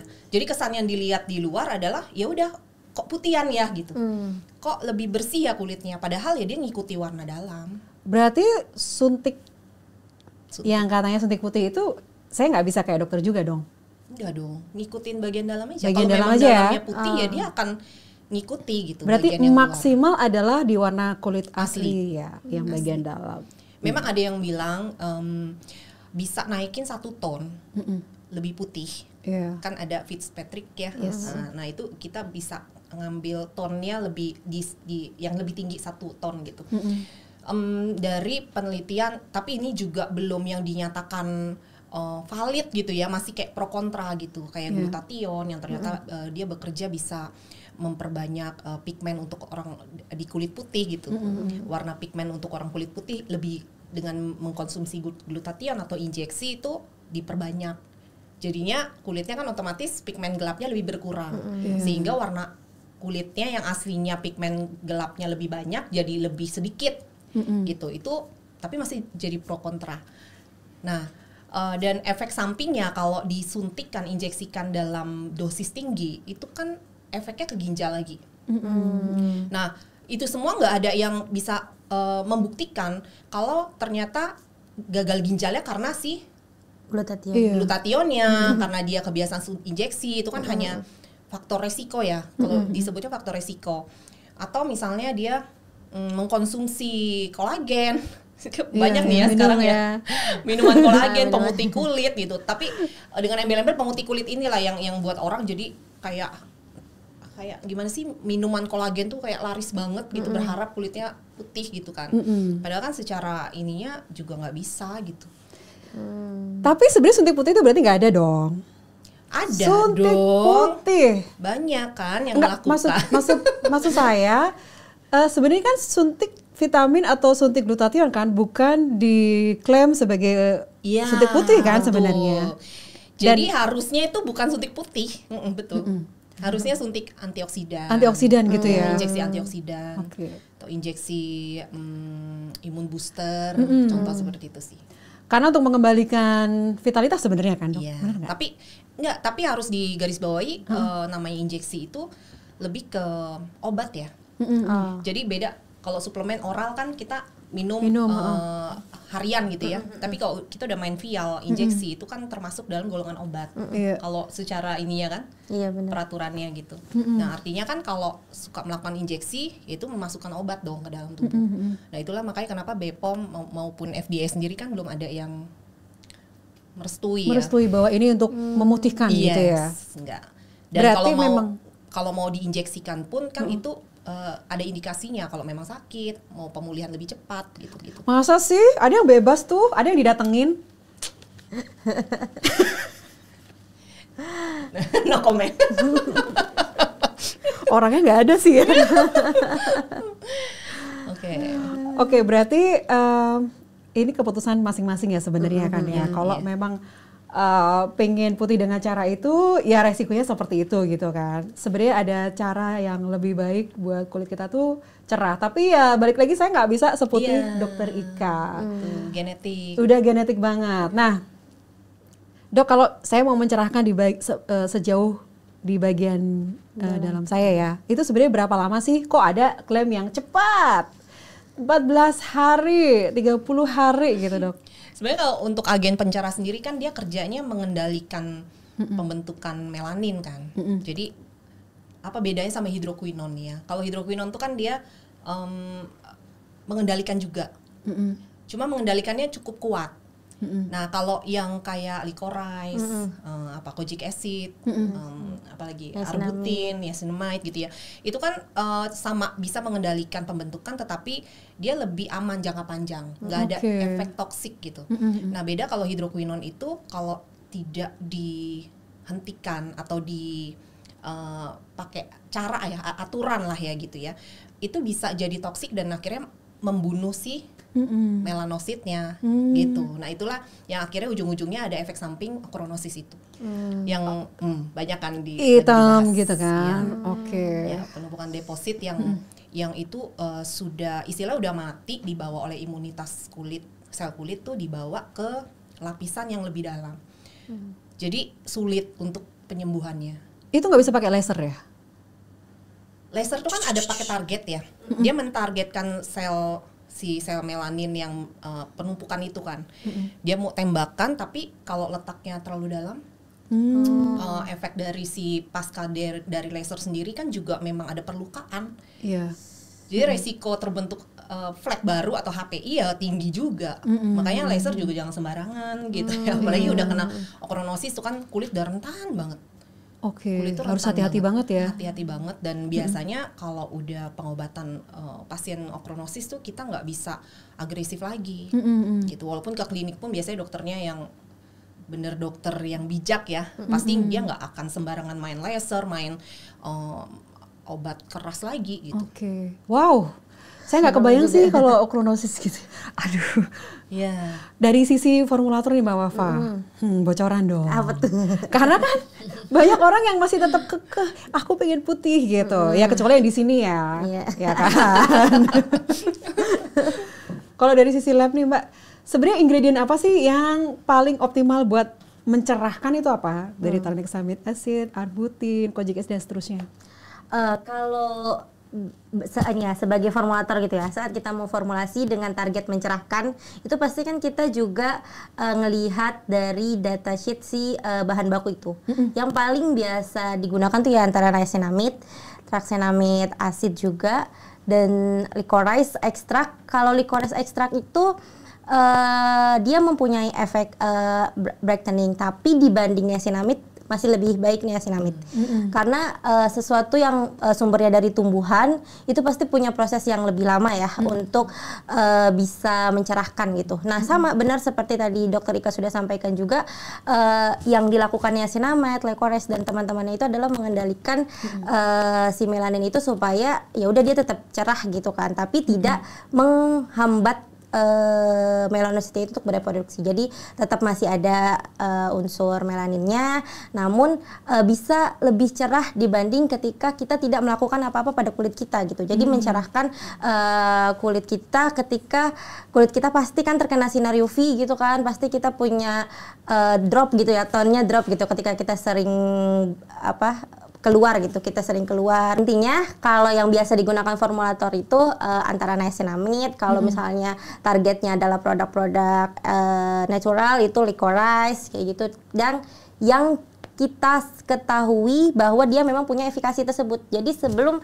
formulator melakukan formulasi pasti kita tanya dulu sama si supplier bahan bakunya, sama si punya bahan baku ini ada nggak bukti secara klinis dia sudah memiliki efek si mencerahkan itu. Dan itu pun adalah hal yang wajib kita lakukan karena nanti ketika kita mendaftarkan ke BPOM itu perlu di submit gitu data dukung terkait efikasi tersebut gitu sih. Jadi ya nggak bisa sembarang juga gitu ya. Nggak bisa sembarangan ya. Misal di dalam bahan baku itu nih niacinamide yang berefek itu adalah 1% gitu, misal dari paling kecilnya gitu. Kita taruh di bawah 1% aja itu sudah bisa nggak diterima BPOM kalau kita mengklaim mencerahkan gitu. Jadi tetap prosesnya itu harus terbukti secara ilmiah gitu. Walaupun kita nggak perlu, BPOM ini cukup mempermudah para ini juga ya, para pengusaha, pelaku usaha itu nggak perlu kita uji si produk akhirnya, itu nggak perlu, tapi kita punya data dukung dari material yang kita pakai aja itu cukup sih. Jadi sebenarnya seharusnya ya mencerahkan itu sudah bisa membuktikan kalau memang produk itu mencerahkan gitu. Oke. Nah, ternyata kan sebenarnya banyak ya ingredient yang aman dan bisa untuk mencerahkan. Nah, Mbak Shelin sekarang udah pakai yang mana sekarang berarti? Sekarang yang BPOM. Sekarang BPOM ya. Asli ya. Asli kan. BPOM-nya BPOM Prosesnya asli. lama ternyata. Prosesnya lama ya. Oh, Mbak Shelin sekarang punya brand sendiri? Enggak. Tapi ikut Ngafiliatorin. evaluator ya. Terus kan saya kan sering lihat Mbak Shelin kan edukasi ya. Terus juga nguji-nguji sendiri gitu ya. Udah panen berapa haters? Kalau hatersnya sih enggak, paling langsung serangan dari ownernya. Oh gitu. Iya, langsung ownernya yang Serem. Lebih serem ya. Ancaman-ancaman gitu ya. Ancaman somasi? Kalau somasi sih enggak, karena kan enggak sebut merek kan yang awal. Cuma dia kayak enggak terima produknya dipakai buat kayak uji coba. Kok dia gitu. tahu kalau itu produknya ya? Makanya, soalnya kan aku kan nggak nampilin full kemasannya kan, dan aku nggak nyebutin namanya itu. Dia bilang kenapa gitu, terus ya dicecar terus semua pertanyaannya. Oh wow. Terus aku kan bilang ya udah kita uji lab aja nih sampel yang aku bawa gitu. Lalu? Lihat aja. Cek nggak lab? Belum aku masukin. Mereka mau ngajakin ke lab juga? Oh enggak, dia nggak ngasih hasil uji labnya juga. Terus aku kan bilang ini kamu terlalu overclaim gitu, karena di sampulnya itu kan ditulisin kayak import Kanada atau apa gitu loh, nggak sebutin ya. Terus di bawahnya tuh memutihkan, mencerahkan, memudarkan flek 7 hari. Oh itu takut. itu masih kecil. Terkadang tuh di deskripsi di marketplace itu banyak, itu kayak obat dewa. Sampai ke bopeng-bopeng ya kan? Sih, Mbak, itu langsung di sampulnya produk Oh, itu gitu. 7 hari gitu. Wow. Nggak mungkin ya. Itu nggak mungkin. Itu gimana? Itu harusnya nggak bisa, pasti kena BPOM. Maksudnya itu melanggar klaim ya, nggak mungkin. Kita aja kalau 7 hari kayak gitu, kalau kita klaim angka berapa lama itu baru harus uji klinik produknya, baru kita bisa klaim angka. Biasanya pun kita cuma bisa mengklaim mencerahkan. Makanya ini jadi sisi lain, para pelaku usaha pasti bingung nih, gimana caranya untuk menjadi diferensiasi, karena kan dibatasi kan klaim-klaim itu oleh BPOM. Nah di situ juga tantangannya ya bagi pelaku usaha. Nggak mungkin 7 hari ya, nggak pernah Nggak ada mungkin ya? sih, nggak mungkin. Paling cepat berapa? 14 hari ya biasanya. Iya 14 hari itu 14 masih hari. ada. Tapi paling Tapi itu sering tuh cerah sebulan nggak nggak sih? Sebulan. cerah kan, bukan maksudnya memutihkan, Iya, memudarkan flek enggak. gitu. Iya. Intinya tuh sebenarnya kalau memudarkan flek itu masih ada. Jadi kenanya anti aging gitu kan. Benar nggak, Dok? Jadi kayak ada beberapa bahan yang emang bisa membantu untuk memudarkan flek itu sendiri. Cuman ya bukan memutihkan juga. Gimana dok? Ada yang takut bisa memudarkan? Sebenarnya gini, kalau kondisi kulit kering itu kan banyak banget ya. Kondisi kulit kering itu udah pasti efek sampingnya kulitnya berflek mudah karena kulit mudah terjadi iritasi atau peradangan gitu. Jadi kalau kulit kering plus ada fleknya, waktu kulitnya dilembabkan, fleknya memudar. Gitu. Jadi banyak orang yang wah aku 2 minggu flekku pudar cuma pakai basic. Itu banyak yang kasih statement itu bukannya tuh krim dewa gitu, bukan krim abal-abal, tapi pada saat kondisi kulit aslinya ini diperbaiki dengan kelembapan yang baik, hidrasi yang baik, kemudian pembersihannya juga maksimal, mungkin juga bisa ini ya kayak dari sabun aja kan pengaruh banget ya. Kalau sabunnya diperbaiki juga ternyata bisa membantu kekuatan skin barrier-nya, itu akan membuat flek jadi pudar. Dan ada lagi yang menggunakan mineral oil, ya petrolatum misalnya. Mereka oles karena udah pusing banget pakai krim, malah tambah merah, malah tambah banyak flek gitu. Mereka hanya menggunakan petrolatum jelly. Itu kan cukup oklusif banget ya. Menahan sekali. Tapi buat kondisi kulit orang yang udah kemerahan dalam arti yang karena keringnya, waktu digunakan itu dia ngerasa ada perubahan. Itu fleknya juga ikut memudar, kulitnya lebih tenang gitu. Intinya adalah gimana cara kita merawat kulit ini tetap dalam kondisi seimbang sih. Poin untuk kita perawatan. Makanya pada saat seimbang, masalah-masalah itu akan kayak memudar gitu ya, kayak bekas-bekas jerawat mulai memudar, jerawat mulai pelan-pelan mulai kurang gitu. Betul. Oke, bahwa kalau di industri ya lebih banyak yang orang nyari whitening atau anti aging? Jujur li masih whitening sih. Anti aging itu kayak jeblok banget, kayak maksudnya antara salesnya whitening sama anti aging tuh masih ya brightening sih kita bilangnya ya, bukan whitening. Kenapa Masih. coba itu? Kenapa coba? Aku juga mau tanya, kenapa kita nggak boleh sebut whitening ya? Kenapa harus bilang brightening Ya karena pada dasarnya seperti yang sudah disampaikan Dokter Ika tadi ya, nggak ada produk apapun yang bisa benar-benar memutihkan, mengganti ton kulit kita. Pasti kita cuma bisa mencerahkan atau mengembalikan kulit kita yang dulunya rusak, yang dulunya terkena sinar paparan UV berlebihan, itu menjadi kulit kita yang semula sehat gitu sih. Jadi kembali kepada kulit semula kita yang sehat, skin barriernya sehat. Nggak perlu harus putih kayak Dokter Ika, salah ya? Karena nggak bisa. Oke, Dok, sudah panen haters? Gimana ya, kalau haters sih bilang banyak juga belum ya. Merasa tertantang nih. Ya tambah ya. Lebih ke kayaknya mereka nggak bisa melakukan sesuatu ke saya. Jadi serbuan buzzer sih mungkin ya. Kayaknya buzzer sih. Selalu akunnya tuh fake akun ya. Ya ngomong-ngomongin aja fisiknya lah, diomongin dari gaya ngomong lah, bilang julid lah, tidak menyenangkan, menyebalkan, gitu-gitu aja sih. Ini kan edukator kan punya resiko ya sebenarnya. Mungkin ada juga yang bilang pansos lah buat biar populer lah. Populer gimana Dokter Ika udah 2 juta followersnya, hello.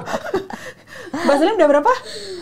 Bantu 100k ya. Itu banyak banget, terus apa gunanya pansos coba ya kan, kalau kita masih kecil ya. Masih kecil. Nah, Dok, pada saat edukasi kayak gitu ya, ini kan nggak semua orang mampu untuk edukasi. Pertama harus peduli dulu ya kan, kayak seolah-olah tuh harus kayak udah selesai dengan dirinya sendiri. Itu penting juga. Saya bisa nyalek ya. Terus yang kedua, peduli untuk mau edukasi karena resikonya gede banget. Lihatlah mereka berdua sering diserbu. Apa yang bikin dokter kayak kaset rusak? Jadi edukasi yang sama berkali-kali setiap hari. Setiap hari loh Mbak Wafa. Keren Udah banget. dari tahun Harus belajar ini. masuk ke 4 tahun ya. 4 tahun setiap hari. Cuma berhenti 2 minggu waktu itu. 2 minggu nggak buat konten. Setelah itu kapok, aduh nggak boleh berhenti ini karena drop banget kan biasa kan. Harus buat rutin gitu. Jadi dari situ langsung sampai sekarang. Yang buat saya begitu karena saya berani untuk tidak melakukan itu. Karena banyak intinya gini, kalau dokter kan identik sama klinik, identik dengan resep gitu ya. Nah, saya berani ngomong agak melebar itu karena saya berani untuk nggak pakai gitu. Itu sih. Selain yang tadi Mbak Vera udah ungkapin rasa peduli. Iya, saya cuma mikirnya kasihannya itu ke anak-anak remaja ya. Ini kan contoh ya. SMP loh. Sedih banget loh. Kayak anak saya aja bentar lagi mau SMP, berarti dia udah mau pakai gitu kan. Kalau di pikiran kan itu masih kecil banget gitu. Dan sampai sekarang harusnya masih banyak banget mungkin di pelosok. Di pelosok kalau di kota besar udah jarang gitu ya. Itu gimana ke depannya anak-anak itu gitu. Saya cuma mikirnya ke situ sih. Kayak kalau kita cuma mikir ngapain sih lu kepo banget sama produk orang kan suka digituin ya, iri ya pengen produknya laku. Padahal pikiran saya nggak ke situ sebenarnya. Lebih ke bagaimana nasibnya anak-anak itu. Karena kan sekarang banyak juga nggak cuma dari wajah ya, mental health ya kan, dari masalah putus cinta lah segala macam urusan-urusan lain gitu. Apalagi ini dengan fisik itu kan lebih berat ya buat kita para wanita itu yang apa sih kayak jerawatan 1-2 aja udah stres udah down. Kayak saya aja mau acara nih kenapa ada jerawat timbul, tapi kan udah biasa bodo amat gitu. Tapi kalau buat remaja kan penampilan buat mereka tuh nomor 1. Tapi karena kesalahan karena nggak ngerti gitu ya, pakai dampaknya itu ke masa depannya kan.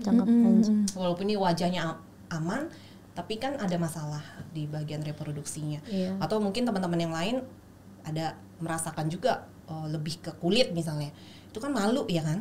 Nah proses dia menyembuhkan itu kan pasti banyak banget yang dia alami. Mungkin dia harus jatuh sejatuh-jatuhnya dulu gitu. Walaupun nanti ujung-ujungnya dapat pembelajaran hidup juga sih. Cuman kalau bisa kan jangan mengalami itu kan. Benar-benar. Betul. Nah itulah yang jadi itu yang membuat saya tuh gak berhenti deh, udah bodo amat gitu. Makanya saya banyak edukasi juga ke krim-krim yang murah-murah itu kan. Dan kan receh banget, ngapain ngebahasin kayak gitu kan. Iya kan, tapi gak apa-apa sih beliin dari media dari marketplace. Itu dengan mudahnya saya dapat 200.000 tuh segambreng gitu. Banyak macam-macam. Terus akhirnya konten terakhir yang buat viral waktu itu, waktu saya campurin jadi satu. Disitulah masyarakat tuh tahu, oh sama ya cirinya. Jadi dari dulu saya sebelum campur itu tuh kayak nggak paham apa sih dok bedanya, sampai busa-busa kan saya ngomong ini gitu terus kan ya. Gak ngerti-ngerti waktu dicampur ini merek ini saya campur sama kan, ini merek ini saya campur sama kan gitu. Jadi mulai aware di situ sih. Saya merasanya jadi yang orang-orang udah tahu nih, wah itu merkuri gitu. Kalau misalnya dari kecil ya, misalnya SMP atau remaja aja nggak tahu, berarti kan orang tuanya sekarang harus tahu ya berarti ya betul. Kan. Dari orang tua. Harus ngobrol juga. Harus ngobrol. Orang tuanya tahu tapi nggak ngobrol. Iya. Tapi orang tuanya pakai. Orang tuanya pakai, terus rusak kan kamu jangan pakai ya. Nah itu kan lebih enak. Iya. Kalau tadi skincare ya ada merkurinya itu lebih mudah banget dideteksi dari fisiknya aja, dari baunya itu juga gampang. Nah yang sulit adalah kalau ada kandungan obatnya. Nah sekarang kalau etiket biru, pertanyaan saya adalah kapan sih kita pengguna skincare pakai produk OTC dan harus ke dokter untuk pakai yang etiket biru? Gimana tuh dok? Oke. Jadi harus dilihat namanya pakai obat kan harus ada indikasinya ya, indikasinya jelas. Nah kita ini sebenarnya di zaman ini ya, di saat ini itu teknologi udah berkembang begitu baik ya, bagus banget, kosmetik juga begitu bagusnya. Obat ini mulai tergeser. Kalau dulu itu untuk anti peradangan, untuk anti iritasi lah segala macam itu kan kayaknya apa-apa obat. Nah sekarang sebenarnya udah bisa dibantu ya, walaupun ada waktu, ada prosesnya lebih panjang dibanding obat. Nah ini tergantung lagi kebijakan dari dokter sebenarnya. Kalau nanya saya pribadi ya pasti saya akan lihat kalau memang peradangannya hebat, kita butuh obat steroid untuk menenangkan dulu itu ya kasih gitu. Tapi dalam dosis terapi. Nah, jangan dosis terapi itu biasanya di bawah 1 minggu ya, atau 1 minggu lah. Biasanya sih steroid itu mulai harus dilakukan tapering off itu kalau udah digunakan di 2 minggu. Tapering off itu apa? Diturunkan dosisnya perlahan. Oke. Jadi steroid nggak bisa dilepaskan secara mendadak gitu ya. Tapi kalau penggunaan dosis terapi dalam waktu cuma 4 hari, 5 hari digunakan, itu nggak apa-apa. Jadi habis selesai 5 hari stop nggak apa-apa. Kulitnya itu belum bereaksi gitu.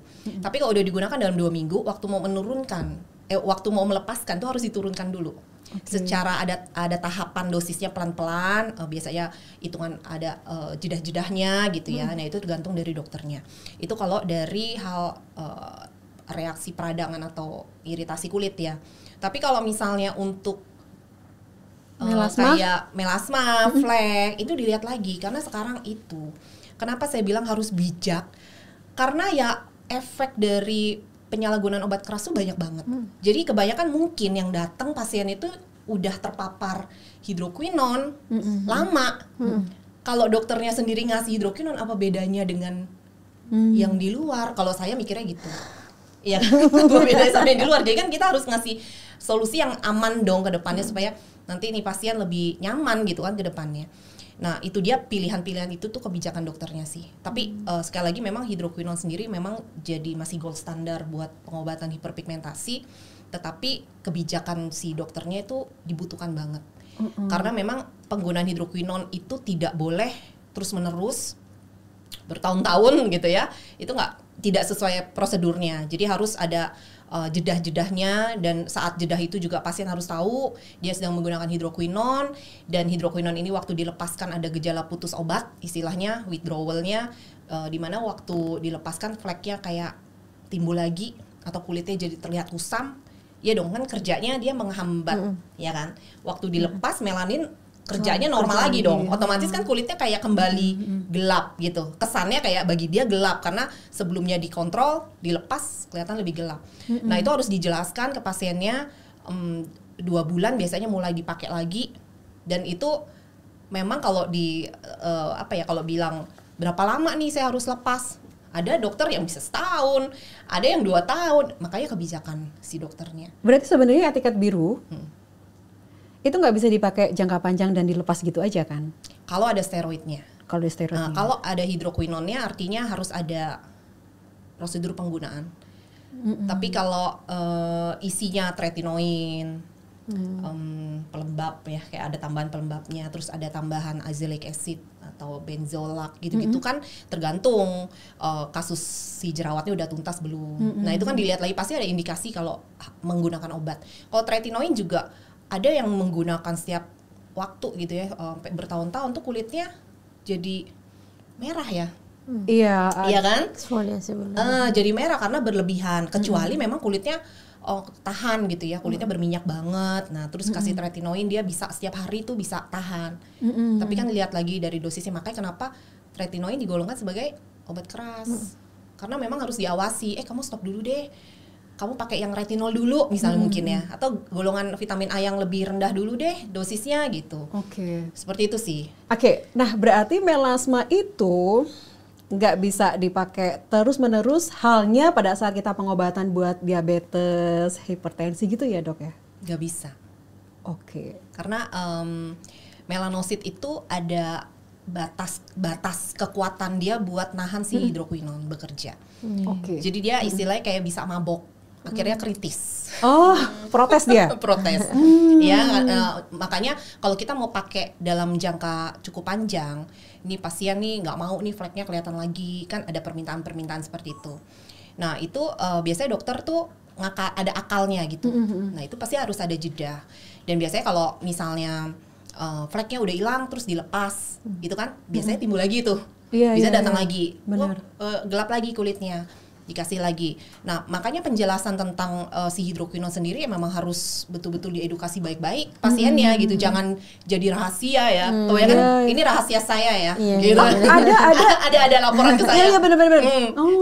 Jadi kalau ditanya dokter itu saya dikasih krim apa ya gitu. Ini rahasia. Harusnya jangan sih. Maksudnya kasih tahu aja, karena memang pengobatan hidroquinon itu kan ada efek samping. Nah pasien kan harus tahu gitu.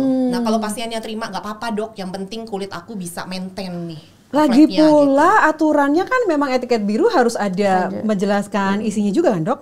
Iya nggak? dong harusnya. Pernah Sama pakai? sama kan kayak kita ke dokter. Iya. Misalnya sakit nih, dok saya dikasih obat apa aja. Nah, kan benar, dokternya benar. nerangin ini obat ini buat ini, buat ini. Nanti kalau kamu udah selesai, udah nggak sakit lagi, kamu bisa hentikan. Atau yang ini harus dihabiskan ya kan gitu. Oke. Ya. Mbak Wafa pernah pakai etiket biru ke dokter? Belum pernah sih kalau untuk kosmetik. Karena ya. dia bisa formulasiin sendiri. Enak banget ya. Kalau Tapi ya bener banget tadi, maksudnya kayak ketika etiket biru nggak boleh dijelaskan itu salah satu menyalahi aturan ini juga ya, aturan sebagai tenaga kesehatan juga ya, karena kan justru pasien itu harus tahu apa yang dia dapatkan, bagaimana dosisnya dan sampai kapan dia bisa menggunakan itu. Justru agak lucu kalau misalnya nggak boleh dijelaskan. Dok, kan kalau efek yang dirasakan oleh teman-teman di sosial media ya, yang curhat-curhat itu, pakai golongan obat kayak steroid itu kan akhirnya ada dermatitis perioral gitu ya, terus merah-merah yang gatel banget katanya ya. Iya. Nah itu gimana sih cara ngatasinnya gitu? Oke, dermatitis perioral itu gejala khas pada pelepasan steroid jangka panjang. Nah, itu dulu intinya kalian harus tahu. Jadi kalau melepaskan krim terus ada gejala itu, kemudian misalnya dipakai lagi krimnya terus hilang gejalanya, itu udah fix isinya ada steroidnya. Dan steroid emang nggak bisa kita lihat dari tekstur, warna, bau. Jadi bisa dilihat dari gejala yang muncul pada saat dilepaskan secara mendadak. Nah, jadi kalau misalnya ditanya gimana dok solusinya gitu ya, solusinya ya sebenarnya steroid lagi. Jadi kalau sampai ke dokter pun pasti dokter akan resepin lagi steroid, karena ingat tadi ya, steroid harus diturunkan ada tapering off. Tapi ternyata kalau yang di luaran disalahgunakan itu nggak jelas nih jenis si steroidnya, golongannya. Dan untuk tapering off itu hanya bisa diterapkan pada beberapa jenis steroid aja, nggak bisa semuanya bisa di tapering off dengan hasil yang oke gitu. Jadi kalau jenisnya berbeda, di tapering off juga bisa butuh waktu sampai tahunan. Ya, ada yang berbulan-bulan, tahunan gitu. Tetapi kalau misalnya bingung dan nggak tahan dengan reaksinya, baik sih memang ke dokter ya. Yes. Ke dokter, pasti dokternya tahu bagaimana caranya menurunkan dosisnya, atau kalau nggak bisa pun adalah solusi lain di situ yang bisa diresepkan.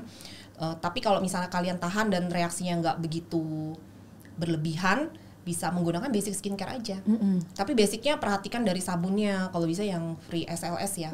Ini bukan marketing ya, SLS itu memang Menyebabkan iritasi. nyebabin iritasi itu ya kan. Jadi ya kalau yang masih pakai ya monggo gitu, tapi ya jangan lama-lama kontak di kulit. Makanya kadang ada yang sabun didiemin lama-lama kan. Jangan, baiknya langsung bilas. Kalau udah selesai nguceknya gitu istilahnya, ya langsung bilas. Terus pelembabnya sama sunscreennya yang benar-benar bikin kulit dingin. Calming Itu down sih calming gitu ya. down. Jadi jangan yang mikir mau putih-putih lagi, mau pakai exfo lagi gitu sih. Nah sekarang yang kita nggak tahu nih, saya pun nggak tahu, Mbak Wafa pasti nggak tahu.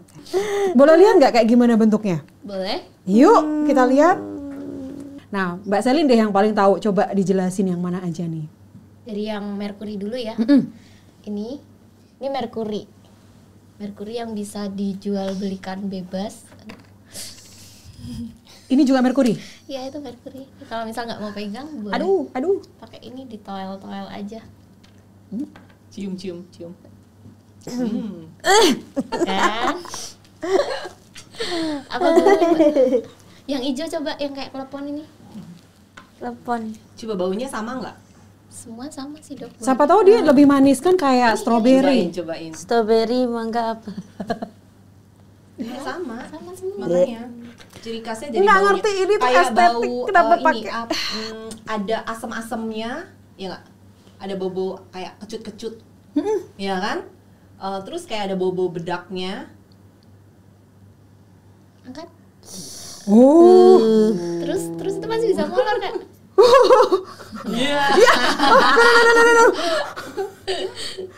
oh my god. Ya, kayak itu cheese yang ini. Ini kalau dioles itu emang langsung rata gitu ya Iya. pada saat dioles Kelap di ya. wajah.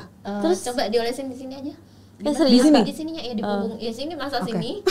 Tapi pas pengalaman Mbak make di muka nggak nyerap Sulit, itu gimana Mbak? sulit. Sulit, di tapi blend. tapi dia bisa lama-lama nyerap dia lama-lama. Oh. Jadi efeknya kayak kan di oli kali ya? awal. Iya. Kayak oli ya? Heeh. Saya penasaran deh, kok bisa Hijaunya tahan sama bisa nggak, baunya Mbak waktu itu Mbak? Ya makanya sekarang juga bingung Karena Dulu efeknya kuat. bagus. Iya. Karena efeknya bagus ya, jadi rela ya. Iya, rela. Terus ini juga merkuri. Mana yang udah Bepom tapi isinya persis? Ini kan ada barcode Bepom. Ada NA-nya juga tuh Mbak di Oh iya bawahnya. benar, ini bisa di scan juga ya? Bisa. Oh, kalau di scan nggak bisa. Nggak ada? NA-nya juga nggak muncul. Oh Ini. palsu berarti ya. Berarti palsu. Tapi semua dijual isinya kayak gini. Iya. Pasti alasannya itu produk palsu. Iya. yang Ini dibeli merkuri biasa. juga ya? Ada. Ya itu merkuri. Tadi ini kan, sekarang pakai yang ini. Sama nggak? Coba Lem dicium. sih. Aku tuh mantap. Nah, ini dicampur kayak ada tambahan pewangi ini. Ya. yang- Ini tuh kayak originalnya tuh baunya. Kalau ini tuh udah ada tambahan bau wangi. Jadi kalau buat kosmetik sekarang kalau yang terlalu wangi kan berarti fragrance-nya mungkin Banyak. sintetis atau kebanyakan Iya, ya. sintetis. Iya, biasanya sintetis. Ini berarti di hidung saya udah campur-campur baunya ya? Itu jelek banget. Gak maksudnya dia Tapi nggak lihat nyatu. lihat deh kemasannya. Kalau formulator yang bilang ini jelek banget. Gak maksudnya ini adalah sesuatu kalau di kita pasti ini kegagalan Kegagalan, gitu. Berarti iya. emosinya nggak nyatu gitu kan. Kalau itu nggak molor ya? Oh molor juga. Molor sih. Tapi ada kayak campurannya kayaknya ini. Kalau merkuri itu bisa nggak dibikin nggak molor? Aduh, Belum kriminal banget ya ini ya? Enggak, dia lebih encer. Tapi kalau kita udah biasa tahu cirinya itu ada dugaan lah. Jadi kayak dari Oke. baunya, terus pas megang, pas dioles tuh cross poly. ada feeling. Kalau udah tahu. Jadi banyak juga yang modelnya kayak Lotion kayak gitu. lebih Lebih encer, encer, tapi tetap oh. kayak kentalnya gitu, kelatnya itu ada. Cuma nggak sekelat yang kayak gini nih. Lihat ada pabriknya loh. Ada apa? Makassar ya. Yang kemasan lama tuh ada nggak Kak di situ? Tapi ya sih ini ada tambahan pewanginya. Iya kan? Wangi banget. Powdering. Nah, itu yang lama tuh. Tolong Mbak. Itu yang lama. Jadi Iya. Jadi kan Selin beli 2. Nah, pas ini kena senggol Selin dulu awalnya, dia langsung ganti kemasan kayak gini. Oh wow. Beli lagi dong. Lihat, Winter dikasih Yang expired awalnya nggak ada? date. Nggak ada, polosan nggak gitu. ada Bepom. Nggak ada, lihat. Tapi ini nggak ada barcode-nya. Ya, tapi itu nggak ada Bepomnya. Sekarang sudah dicantumin, dikasih kayak gini, nama CV-nya dicantumin juga. Manufacture CV. Ya, itu CV. Yang ini Jadi kayak kalau kayak gini gimana ya deteksinya ya buat teman-teman yang awam ya? Ini kan ada dimunculin CV-nya, terus ada nomor Bepomnya kayak gitu. Harus cari ini sih, kalau saya selalu bilang reputasi brand kan penting. Jadi harus cari tahu riwayat krim ini. Oke. Dan kalau untuk awal tuh dari klaim cara penjualan tuh harus dilihat dong. Iya kan, kalau dia lebay banget ini kayak nggak masuk akal gitu loh. Nah itu lebih waspada. Biasanya sih gitu sih. Tapi kalau memang wah viral banget nih, banyak yang pakai, artis aja pakai misalnya contoh kan, terus dia pakai, ya dilihat aja nanti sambil berjalan tuh diteliti backgroundnya. Ini contoh etiket biru yang bisa dibeli bebas tanpa konsultasi. Nah itu yang penyalahgunaan ya. penyalahgunaan. Oke. Salah ya itu ya teman-teman. Terus yang ini? Terus yang ini yang didaftarin Bepom berbeda namanya. Hmm. Ada tambahan nama sedikit. Teksturnya seperti ini. Kilat. Mbak, aku nambahin kan tadi Mbak bilang kan dicek namanya harus sama. Tapi ketika kita scan Bepom pakai scan yang biasa di HP itu cuma keluar nomor Bepomnya doang. Jadi kita nggak bisa lihat. Makanya teman-teman butuh kalau mau lebih bijak bisa pakai Bepom Mobile itu. Iya. Jadi di scan pakai Bepom Mobile nanti bakal muncul nama terus PT-nya apa, gramasinya berapa. Kalau gramasinya beda aja itu udah harus kita waspadai. Waspadalah. Itu Waspadalah. size-nya ya, berapa Iya, gramnya iya, ya. size-nya. Lalu apalagi banyak banget ternyata Terus ya? yang ini skincare paketan tapi kayak diselipin gitu loh. Ada itu yang banyak nggak kasusnya Bepom. Jadi misalnya paket 3 ada Bepom, 1 nggak ada gitu kan. Terus ngomongnya kan Kadang yang Bepomnya cuma 1, yang lainnya belum. dan ternyata kayak gitu ya, produk yang isinya berbahaya. Teman-teman sekarang sudah harus bisa milih mana yang terbaik buat kesehatan kulit kita. Ingat, cantik itu sehat. Setuju ya teman-teman ya? Setuju. Oke, terima kasih banyak buat Dokter Ika. Sukses terus, Dok. Ya. Kemudian Mbak Shelin, makasih banyak. Semoga sehat terus ya. Iya, amin. Dan juga terus menginspirasi untuk teman-teman yang biar tidak mengalami hal yang sama. Iya. Lalu Mbak Wafa, thanks banget Ya sama-sama Mbak. tentang ilmu formulasinya tadi, dan semoga ini nggak ngasih ide juga kepada yang punya produk abal-abal untuk mengimprove produknya gitu ya. Thank you banget. Dadah.